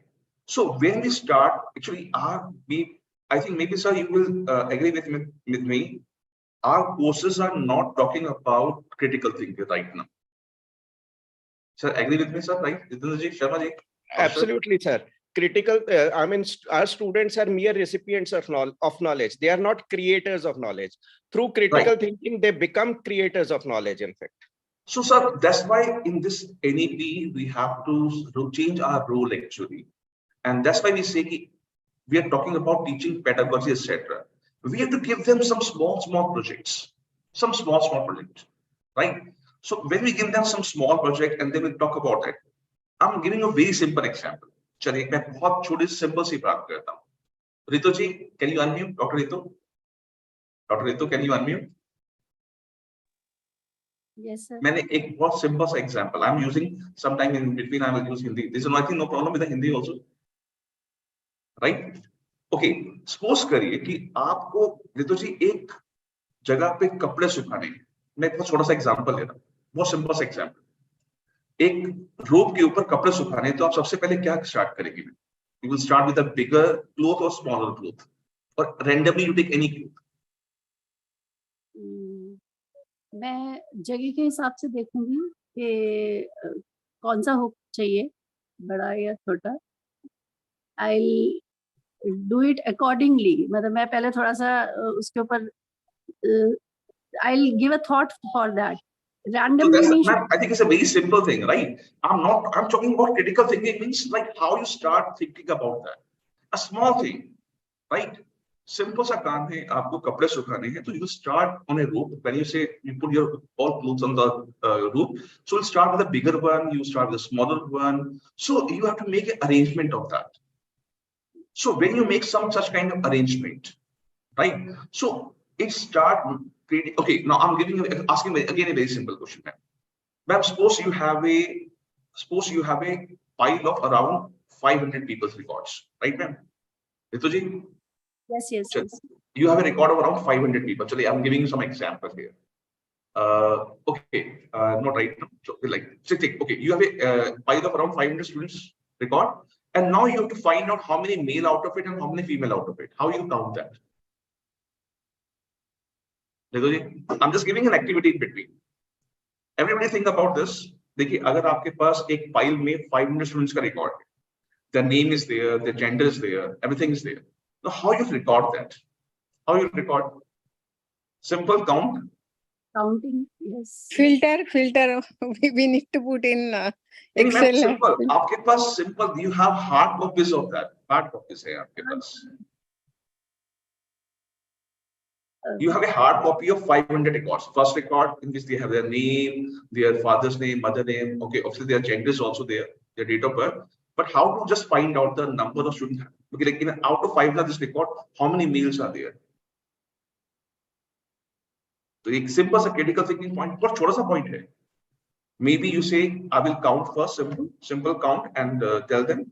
But उस strategy में क्या होगा? Okay, take a sample. Ma'am, Anita ji, take a sample. If you have to find out in your college, out of 500, how many males are there, you will take going for a sample. Ma'am, sample is not giving you the right answer. Anita ji, sample is not giving you the right answer. How do you count that? Just simple thinking. So I think I'm just giving you a simple example. Like for example, I will count one by one. I will say, okay, one, I will take first a card and check male or female. I say, okay, first is male, second is not a female. Okay, third is male, so 2. Then going again and again. But maybe in between, कोई घर में आ गया, तो मैं counting भूल जाऊंगा, भूलूंगा नहीं भूलूंगा, पॉसिबल है. तो क्रिटिकल थिंकिंग में काम गड़बड़ हो गया, right? Or we say, suppose we have a pie, we say we will make a marker, like we say, like we just count and just mark on a paper, number 1, number 2, number 3. Have you steady marking? You know about this steady marking? Have you heard about this steady marking? You write like this, 1, 1, 1, and then cross it. Check your chat box. Yeah, sometimes you write 1, 1 and then cross. It becomes 5, right? So maybe we'll count like this. Dr. Sharma sir, आप मेरी help करिए थोड़ा सा. जी sir. So I'm just making some point here. Yeah. So when we counting, everybody says it's very simple because to count 500 numbers, very simple. We can count manually also, or we can count by writing some marker like Terry marking like this, 1, 1, 1, then cross 5, then again 1, 1, 1, cross 1. But suppose we have to make a thinking about it, we have to make a strategy like how to count all this. Suppose there is a record of 1 lakh people. तो एक strategy ऐसा frame करना है कि जो 500 पे भी work करे और 1 lakh पे भी work करे. So in that we say either we can say that we can record like somebody say filtering, right? So either we filter first male, right? First filter the males and then count them is better. Yeah. Right, sir? So it depends. It's very from person to person. There is no right answer for this. I'm not saying that my answer is absolutely right and your answer is wrong. Maybe everybody is giving a different answer, but everybody have their own strategy. But when you have to count that, you have to count in a systematic manner. So critical thinking, जो point है आपका, वो बड़ा important है, right? And when you start teaching, think about your papers also, and think about your subject because you are expert in your papers. I know that. Everybody, because teaching from the last 10 years, 20 years, 15 years, right? You know your subject very well. But how to create question in the mind of the student is very important. Very, very important. Exactly. Okay. Right. So this is the strategy when we talk about critical thinking. And then when we talk about like how to make work easy. So you say integrating technology. When you integrate technology with your teaching style, because when I gave you an example like that, create flipped classroom, the best example. Now I'm showing you something here. Going to show you something here.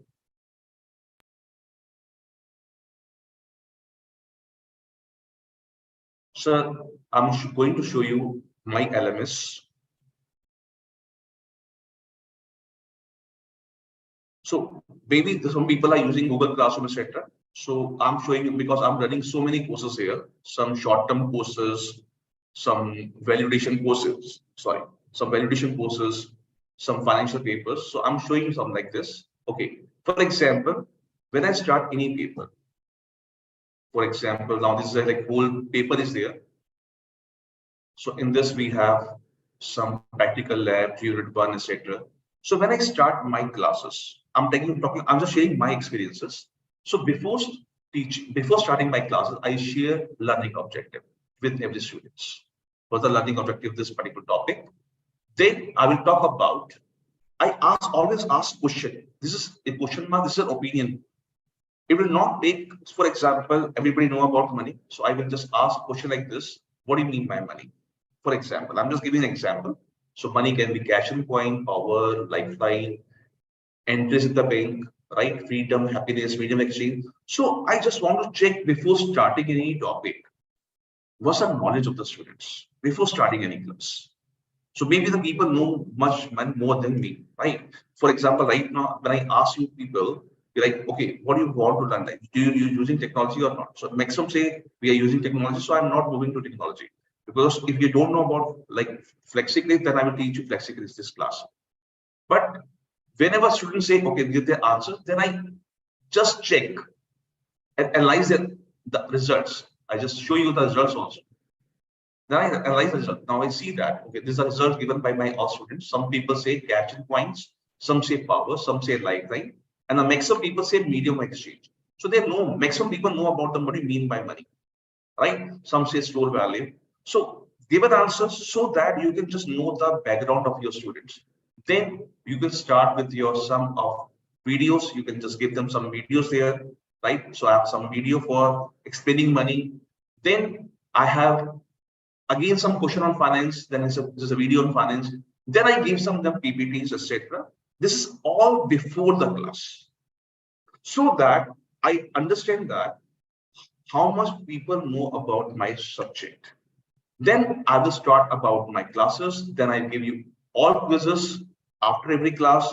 I will show you that I'm giving quizzes after every class, so that I can know about the student, are they understanding my subject or not. And it will help me at the time of your NET accreditation, etc. I will show you that. See here. For example, I'm just showing you, okay, this is one of my paper, business mathematics. I'm teaching this paper, and I'm showing that the length of the all notes, etc.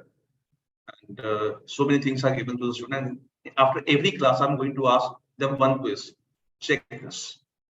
I'm showing the results, etc. Something. See here. This is a lab session of etc. This is a topic of finance. I'm talking about a normal topic so everybody can understand that. So I think everybody know about simple interest, etc. Right? So this is the record of my all quizzes which I took in 2019, 20, 21, 22, 23.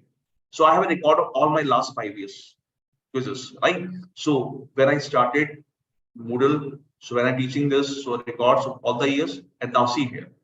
These are the records of 2000. Okay, I will show you the records of 2023, current year.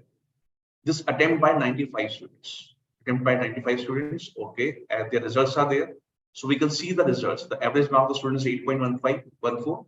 With the help of this assessment, I can see that in which question they are feeling more problem. So in every question, I think average mark is 0.75, 0.85. This is the average marks of 95 students. So I feel that in the first question, the marks are quite minimum. So maybe they have some problem in the question number 1, or maybe sometime what happens, suppose nobody is going to attempt question number 1, right? Everybody feeling the problem in the question. Suppose in their average is only 0.2, right? So this means only 20% student can attempt that question. So the people are facing problem. So I can just ask student what kind of problem they are facing, and or maybe I can teach this topic again. So this is the best way. And now at the time of preparing your reports, you can just show that all the records in your NAC report, how many quizzes you had took on in the class, because, and I took my attendance online also. And this is the best part. I'm teaching offline. But I'm using this LMS, and check here, attendance of my students. So like sometimes we have some notices, and I'm showing the attendance point here. Now attendance, see get there, attendance here. So I'm taking my attendance of my all students online. I will show you the all attendance. So this is the attendance of the students of each and every day. So we have a record of each and every, and at the end of the session, it will prepare the reports automatically. That's the best part of LMS. So if you're using any LMS, either Google Classroom, Genomio, or like any LMS, it will reduce your work, right? You can create your question bank here. Now, when I have question bank, now I will show you my question bank here, because every day I create 1 or 2 questions. I will show you my question bank here. Just give me a minute. This is my question bank. Can you see my question bank here? Questions. How many questions I have created already? Check that. So we have already in this, I have created 255 questions on each and every topic, on matrices 5, system equation 4, LPP 6, economic integration 18. So every day I create 1 or 2 questions so that we have a good question bank. Now, when we have a record of a good question bank, we can make question anytime. We can create question paper anytime. And the system will create question paper, or suppose I want to create 50 question paper for 50 students and a different question paper. The system will create automatically. Can you see here? The first question is created by me on around 11th March 2019. So this a date is there. So when I created these questions, so all details are available. So this is a full bank is available here. So every day, if you create 1 or 2 questions, after some day you have big question bank, or maybe you can create this question bank in a team also. Sometime in some of the courses we have a team. I have a team of around 2-3 teachers on this LMS. So suppose I created 100 questions and the other teacher also created 100 questions. So we have a question bank of 200 questions. So I'm just want to show you this, my experiences, or maybe you are, okay, how many other people are using some other things? So I think I have heard about, I just read one person is using Geonio, right? I think one is using, okay, I just checking the last chat. Who is using this LMS? Okay, Google Classroom. Okay, only COVID typing, not right now.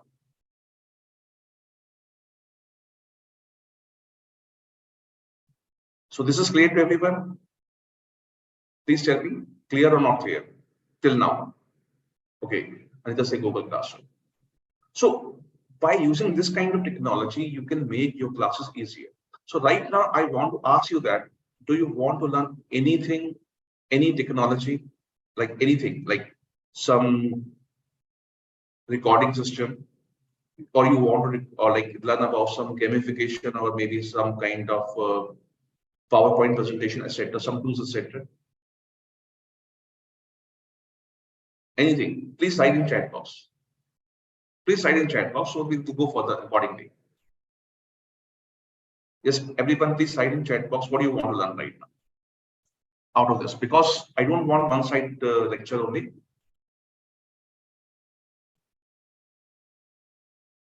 Anita ji, can you unmute? Nobody's writing in the chat box. Yes, sir. Yeah, ma'am. So, ma'am, right now, you know, I think you know FlexiClip, etc., everything. Yes, sir, I know. But we are giving offline classes right now. But in COVID time, we actually use Google Classroom and other. Nowadays, I think there's a high time to use hybrid classes, or not hybrid. I'm Yes, saying yes, sir, we do use. We do use. Integrate your all things in with your system, right? Yes, sir. Simply say talk about gamification. Okay. Simply say okay. These are two very simple things. Gamification, when you talk about online gamification and obviously offline. So I will show you something here. Okay. So she asked about gamification. So first we'll talk about this. Okay, see here. I'm just showing you something, some slideshow games.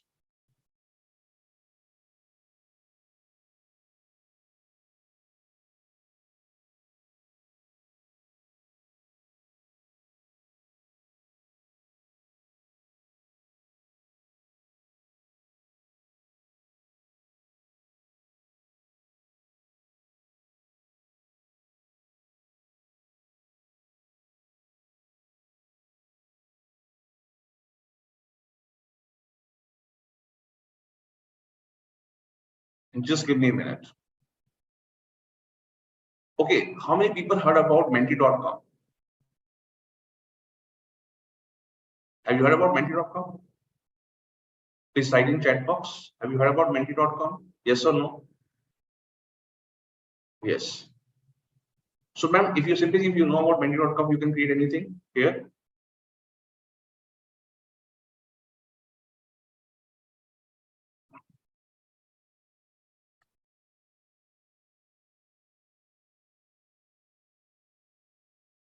It's not Mentimeter, Menti.com.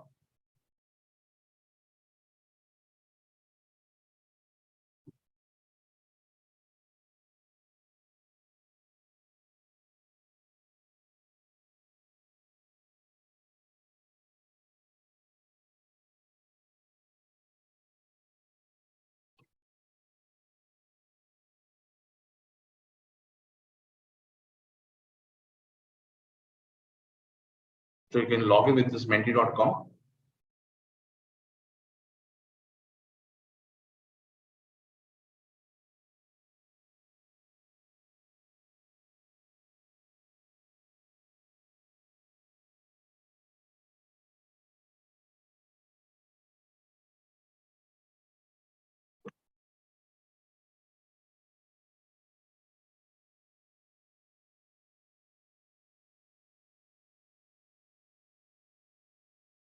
Now here you can create anything.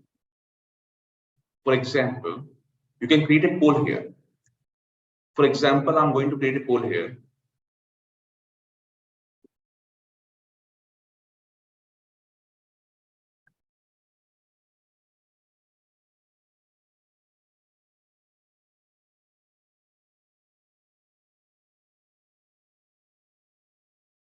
So I'm going to create a poll here.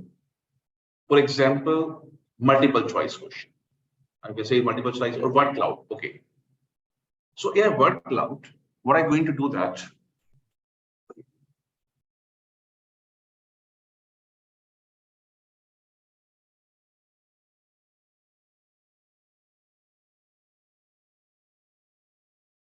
Okay. So I'm going to write the question here.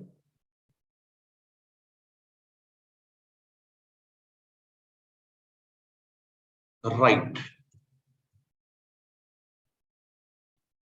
Sorry.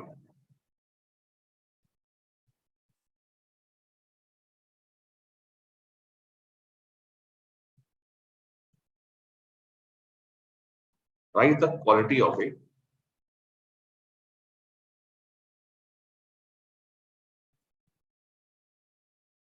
Of a good teacher. You can see that. Okay, I'm just writing a question here. So as we say good teacher or professional teacher, we say write the quality of this good teacher. And we say present this, right? If I say present like this, so it will present like this. And now I want to share this with the people waiting for the answer. So I will share this, check this. I'm going to share this. Okay, just everyone, if you're using phone, etc., just click the image and write your answers. Please, everyone, click on this image and write your answers.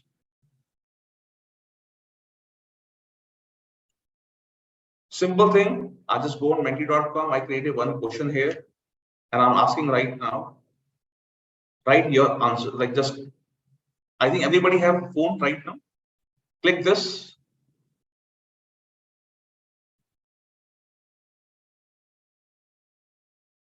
And try this. Is working or not working? Tell me.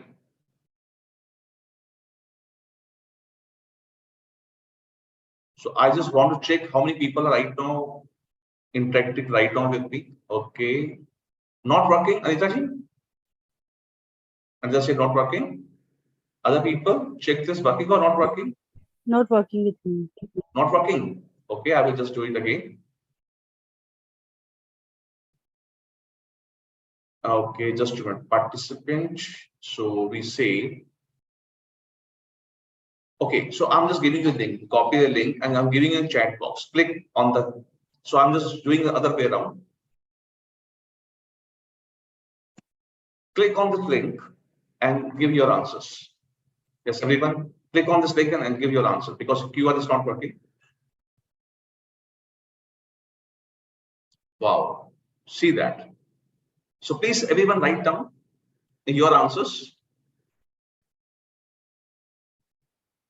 Please, people, write your answers. Experimental, flexible, well-read. Okay, good communication skill, approachable.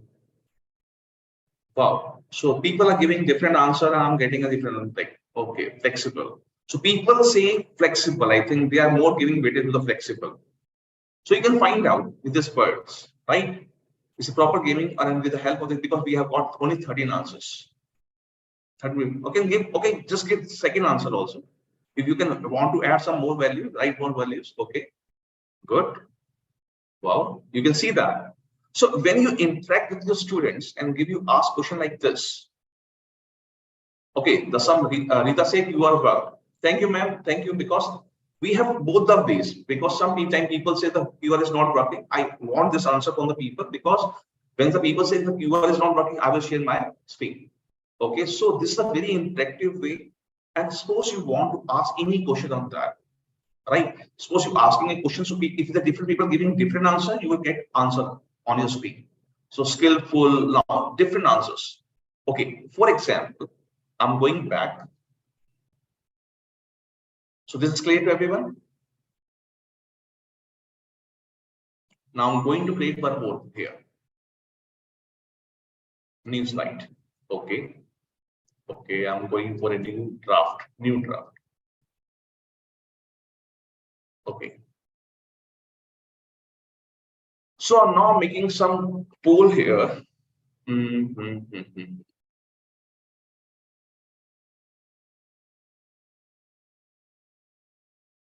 Okay. So different poll.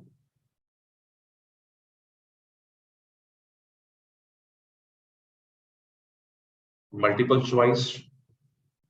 Okay.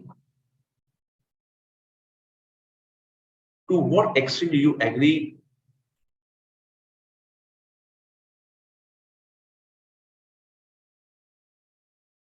in new education policy?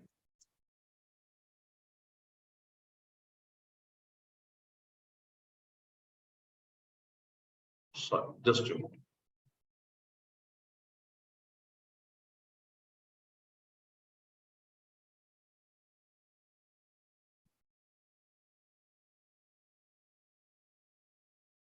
We will cover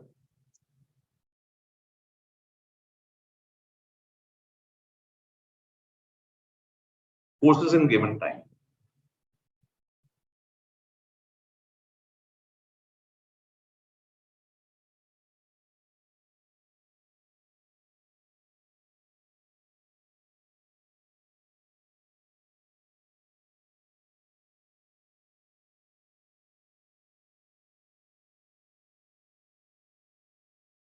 In given time.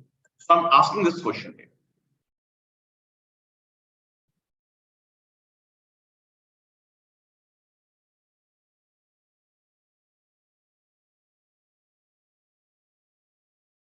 Please not presenting, not working here right now. I think maybe some problem in my keyboard. That's working.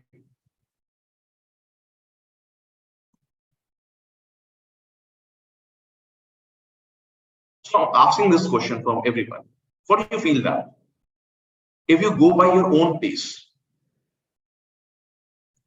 right? So I'm going to share this. Now, right now, I'm going to copy the link. I'm again giving you this question in the chat box. Please answer this question. What do you feel that?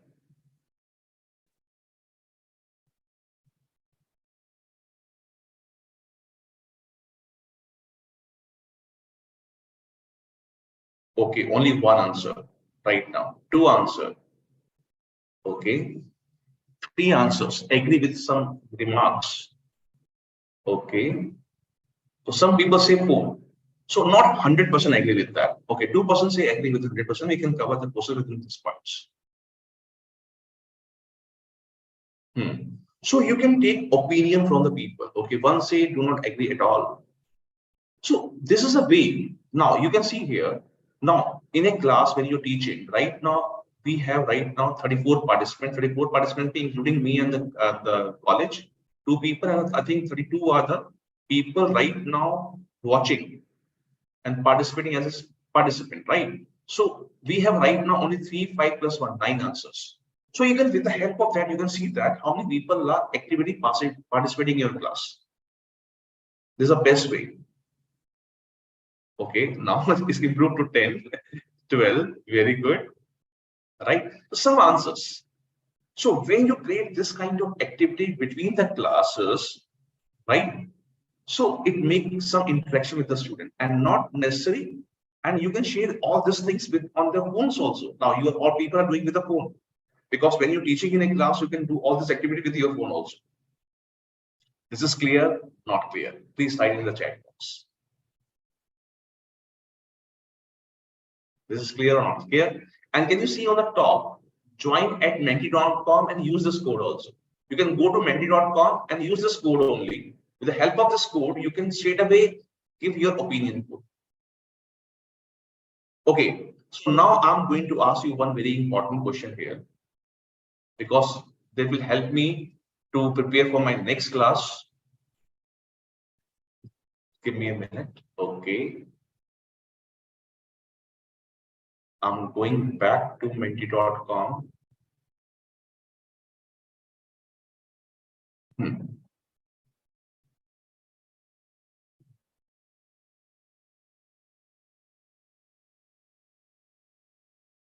Okay, again.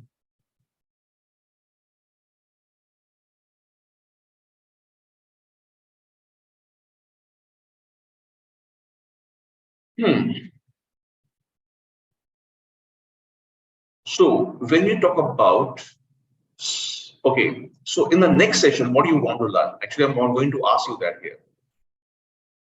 Some software or something else. So please type in the chat box.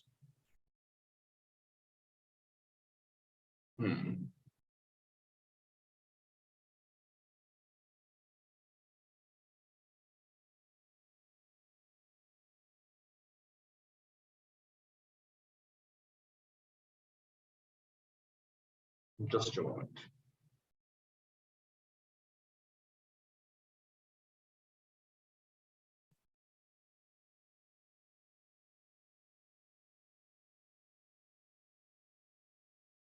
Now I'm talking about survey,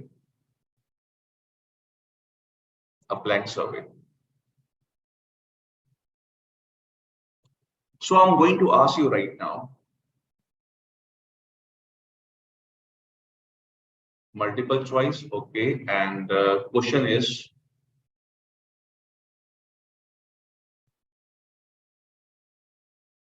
in next session,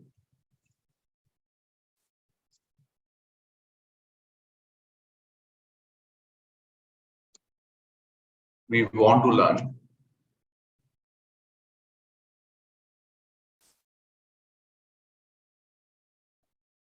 option 1,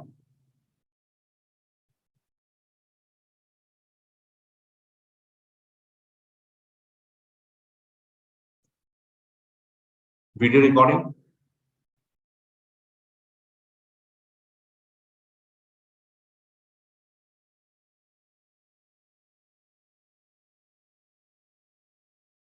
editing,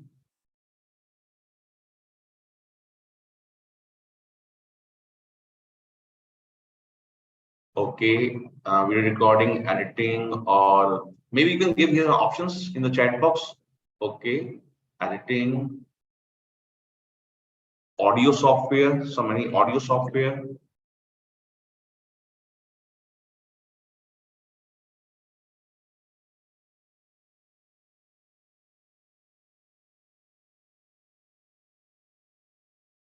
where or something else, or we say assessment tools. Because I'm just asking that, right? So I'm giving all this option to you. Now this time, share, copy the link and now pasting in this same way, or you can go straight away to menti.com.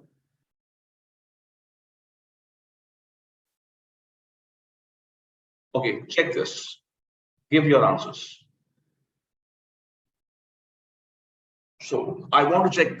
Okay, assessment 2, one answer. Opinion poll. Okay, 2 people say assessment tool, 1 say video recording. 4 say assessment. Oh wow, 5 assessment. Editing. So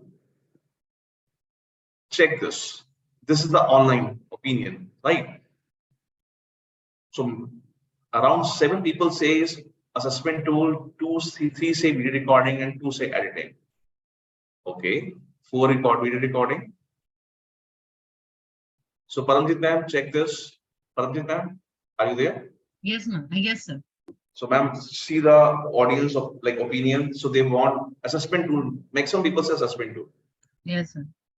Right, ma'am? So we'll take major part of assessment and the second part of video recording and editing also. Okay. So we'll take all, but we'll start with the assessment tool, and then we move to video recording and editing. Fine, sir. So by this way, you can also take opinion of your student. But ma'am, see here, only right now 7 + 4 + 2. Only 30 people are participating out of 33. Excluding you and me, 31. Right? Okay. So this is clear to everyone or not? Tell me, please. One may be participating, but not taking sides in this poll. Okay, maybe. Right, sir. Dr. Sharma, thank you for this. So this is clear to everyone. Now, if you have any problem, anything, if you can want to ask that, and if you want to learn something else, please tell me. We have said half an hour. Dr. Sharma, do you want to share something here? In fact, I mean, softwares, they are really important, but the issues that you are, I mean, everybody is not interested in raising those kinds of issues which you raised. I mean, regarding this thing only, whether we would be able to finish the courses in the given time according to NEP.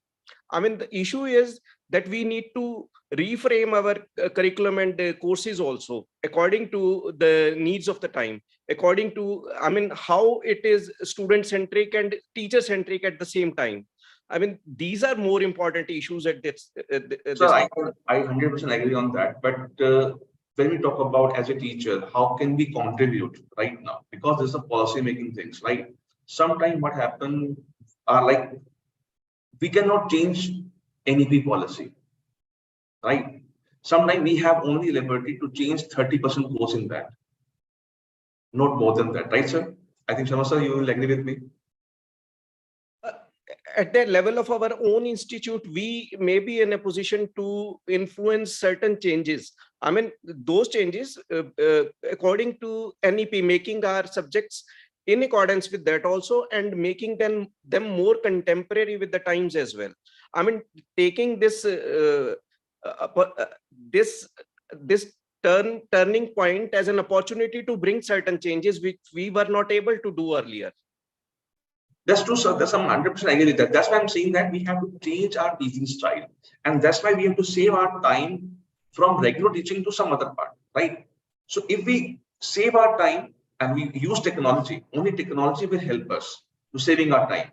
So we can put our this time for the betterment of the students. Thank you, sir. Absolutely. Right, sir. Anyone else who want to share something and want to ask something here? I mean, this issue regarding the technology and other issues, I was only saying for our interaction right now. It was not, I mean, I do agree that technology makes life simpler, and it helps in making things better for teaching. I do agree with that. Sharma sir, actually, what I want to say here, because suppose right now you're teaching in your college, and I want to study from Dr. Sharma, right? And I say I want to attend Dr. Sharma classes, but it's not possible for me. But if you create your classes and you put on this classes on your college website, right? So I think anybody go to the college website and can learn from you. Right now, I want Dr. Sharma will not only teach 100, 150 students a year. I want Dr. Sharma will going to teach in the next year around more than 10,000 students. I totally agree with you, sir. I rather encourage my students to go for the lectures of Michael Sandel and other teachers who are teaching at the Stanford and other. I mean, I'm in total agreement with you on this. Right. Thank you, sir. So that's why I was saying, like, if we make some small changes in our teaching style and in pedagogy, I'm not saying I will always feel that the people are very knowledgeable. They know how to teach papers. But if we use technology, I think we can make our work very easy. Right? And we have more time for the other activities also. Because when we are saying that we have to prepare attendance, we have to prepare reports, nowadays NIRF ranking is going on, network is going on. At the end of every paper, every semester, we have to prepare so many reports. I think if we use LMS, etc., right, this will generate our reports automatically and make our work very easy. True. Because when I just interact with so many people, these people say like full year. In a year, maximum we're doing clerical work. So I think उस clerical work को कम करना चाहिए and put our energy in somewhere else.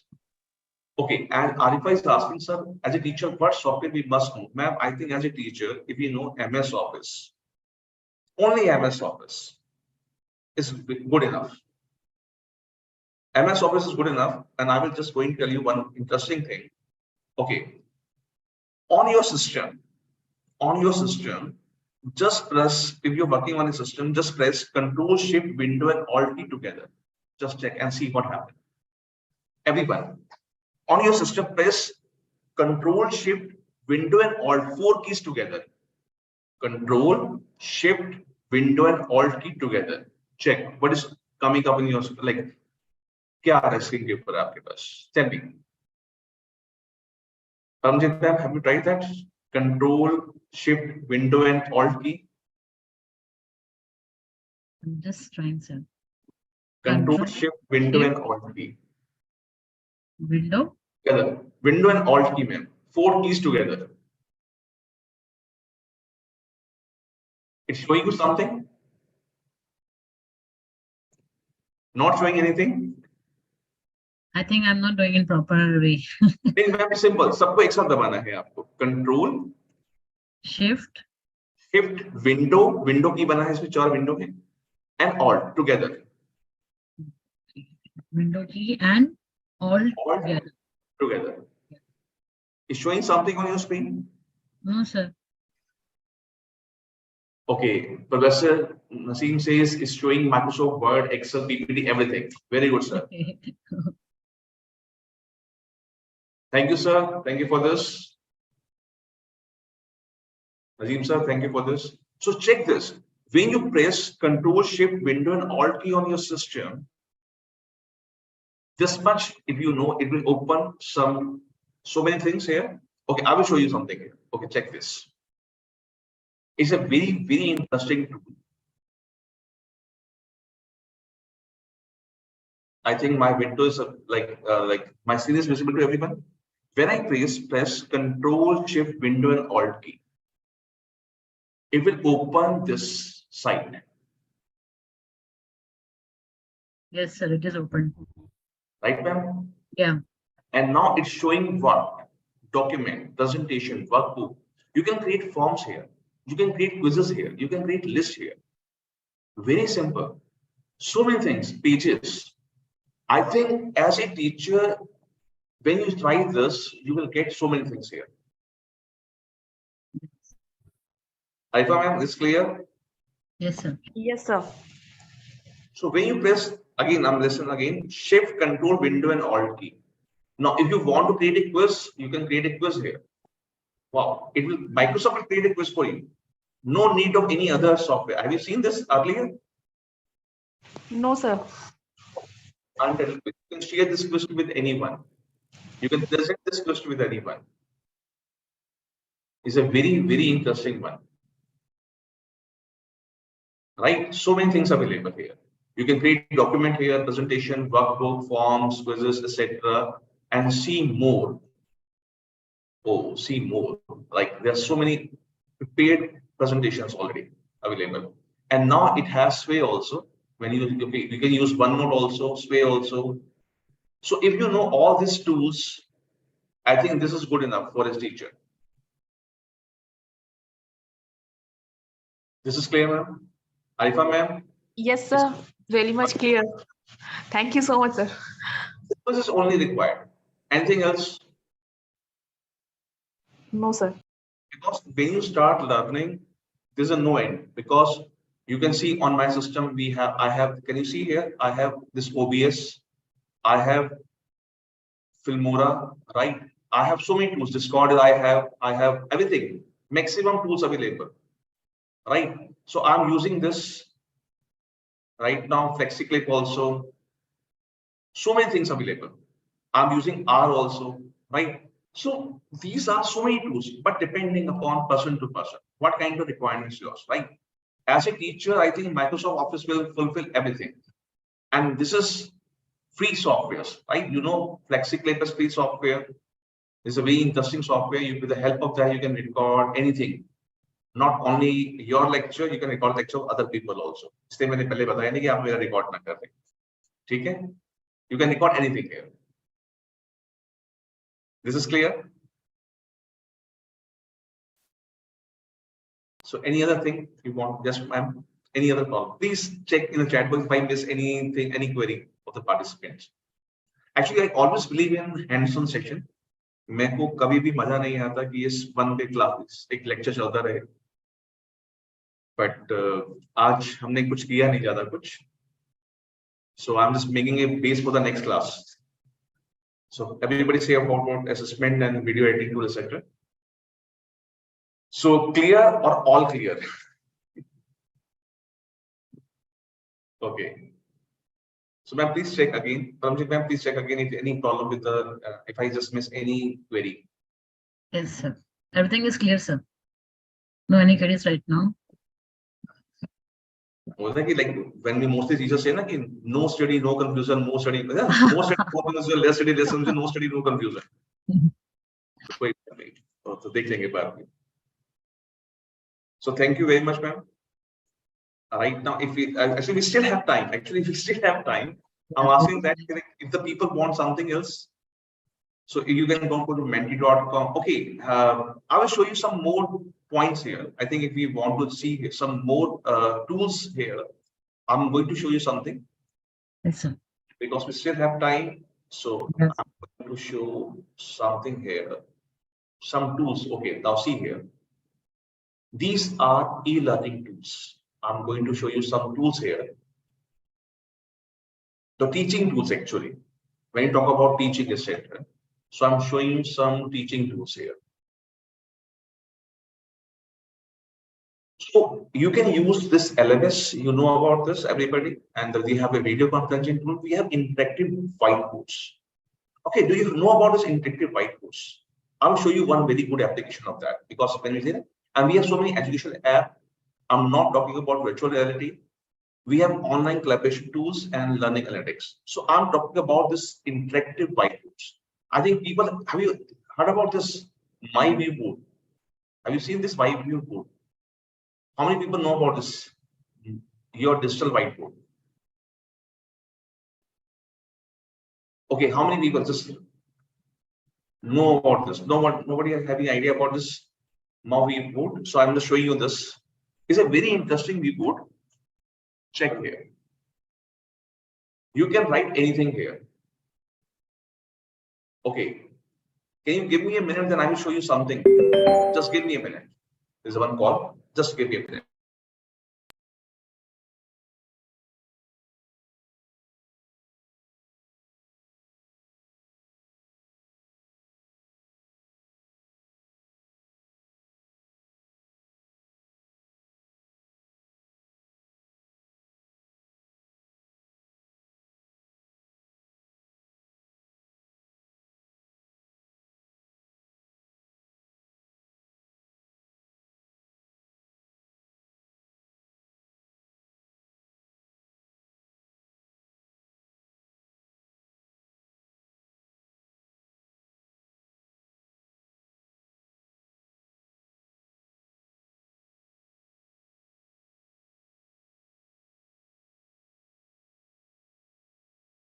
So please unmute.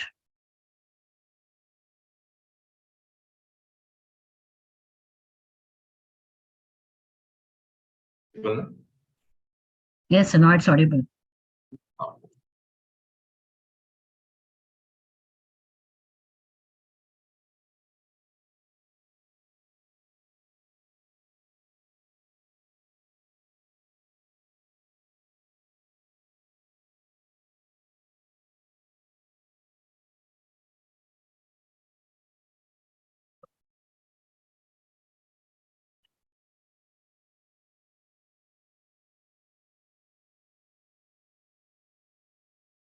I'm going to share my screen again. I'm showing you this view board, my view board. Check this. My view board is like this. You can download this, is freely available, free software.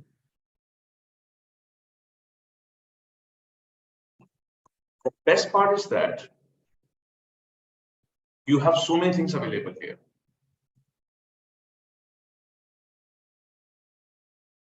And if you want to take your classes with the help of this, what's the benefit of that? You have an option of recording here also.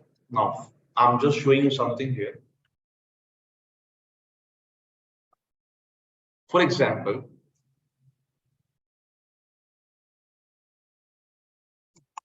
I'm writing something here.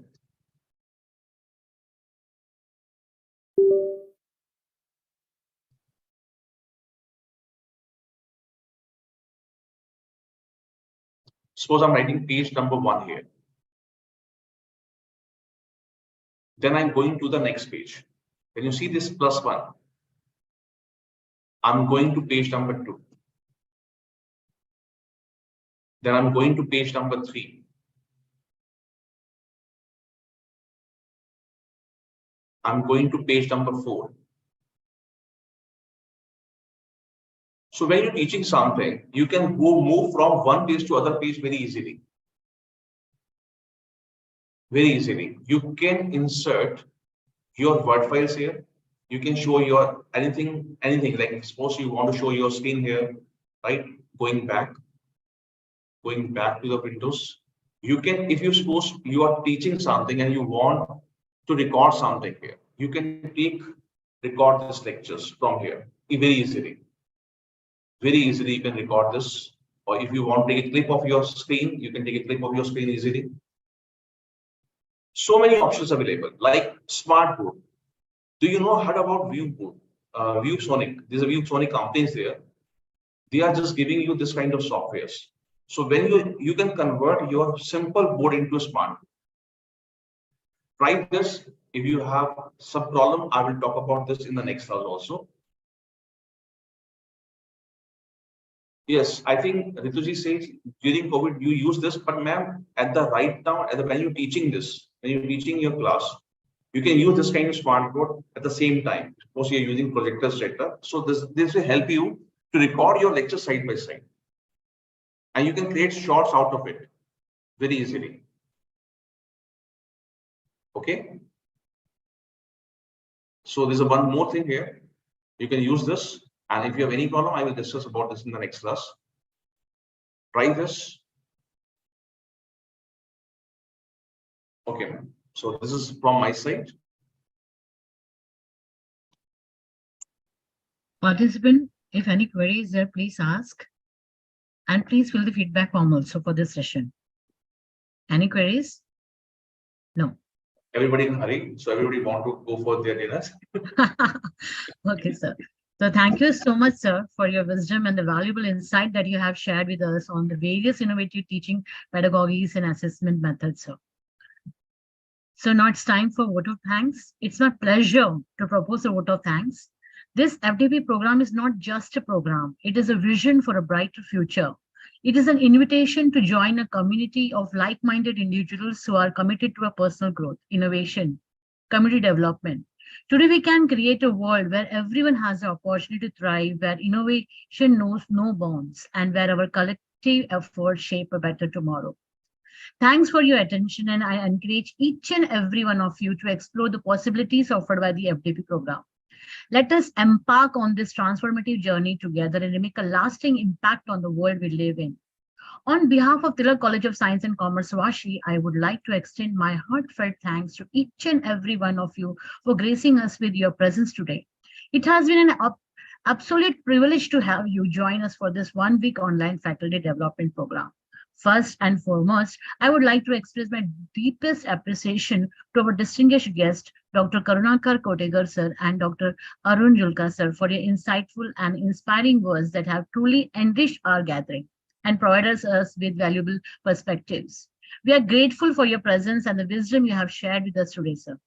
I would like to express our sincere gratitude to our Tilak Education Society's chairman, Shri J.N. Kurup sir, Director Shri Ajit Kurup sir, and Director Shri Dr. Shri Arun Kurup sir, our Honorable Principal Dr. Anita Joshi ma'am, Registrar Mr. Suresh Pillai, and Administrator Mr. Anil Nair sir, for your continuous support and encouragement to carry out this program successfully.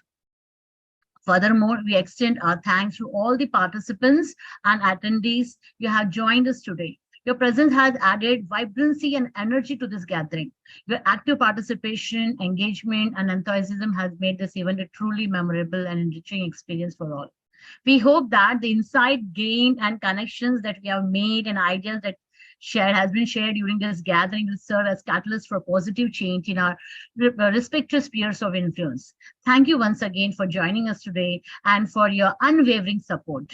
We look forward to future collaboration, continued growth, and opportunity to make a lasting impact together. Thank you and have a wonderful evening ahead.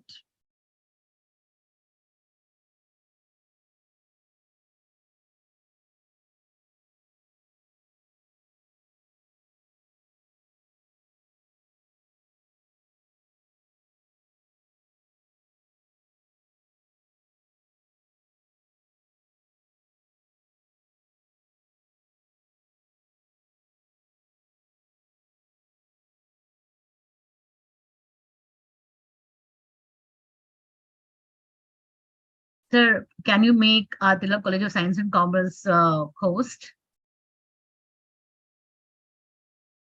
Already made, ma'am. Okay, thank you, sir.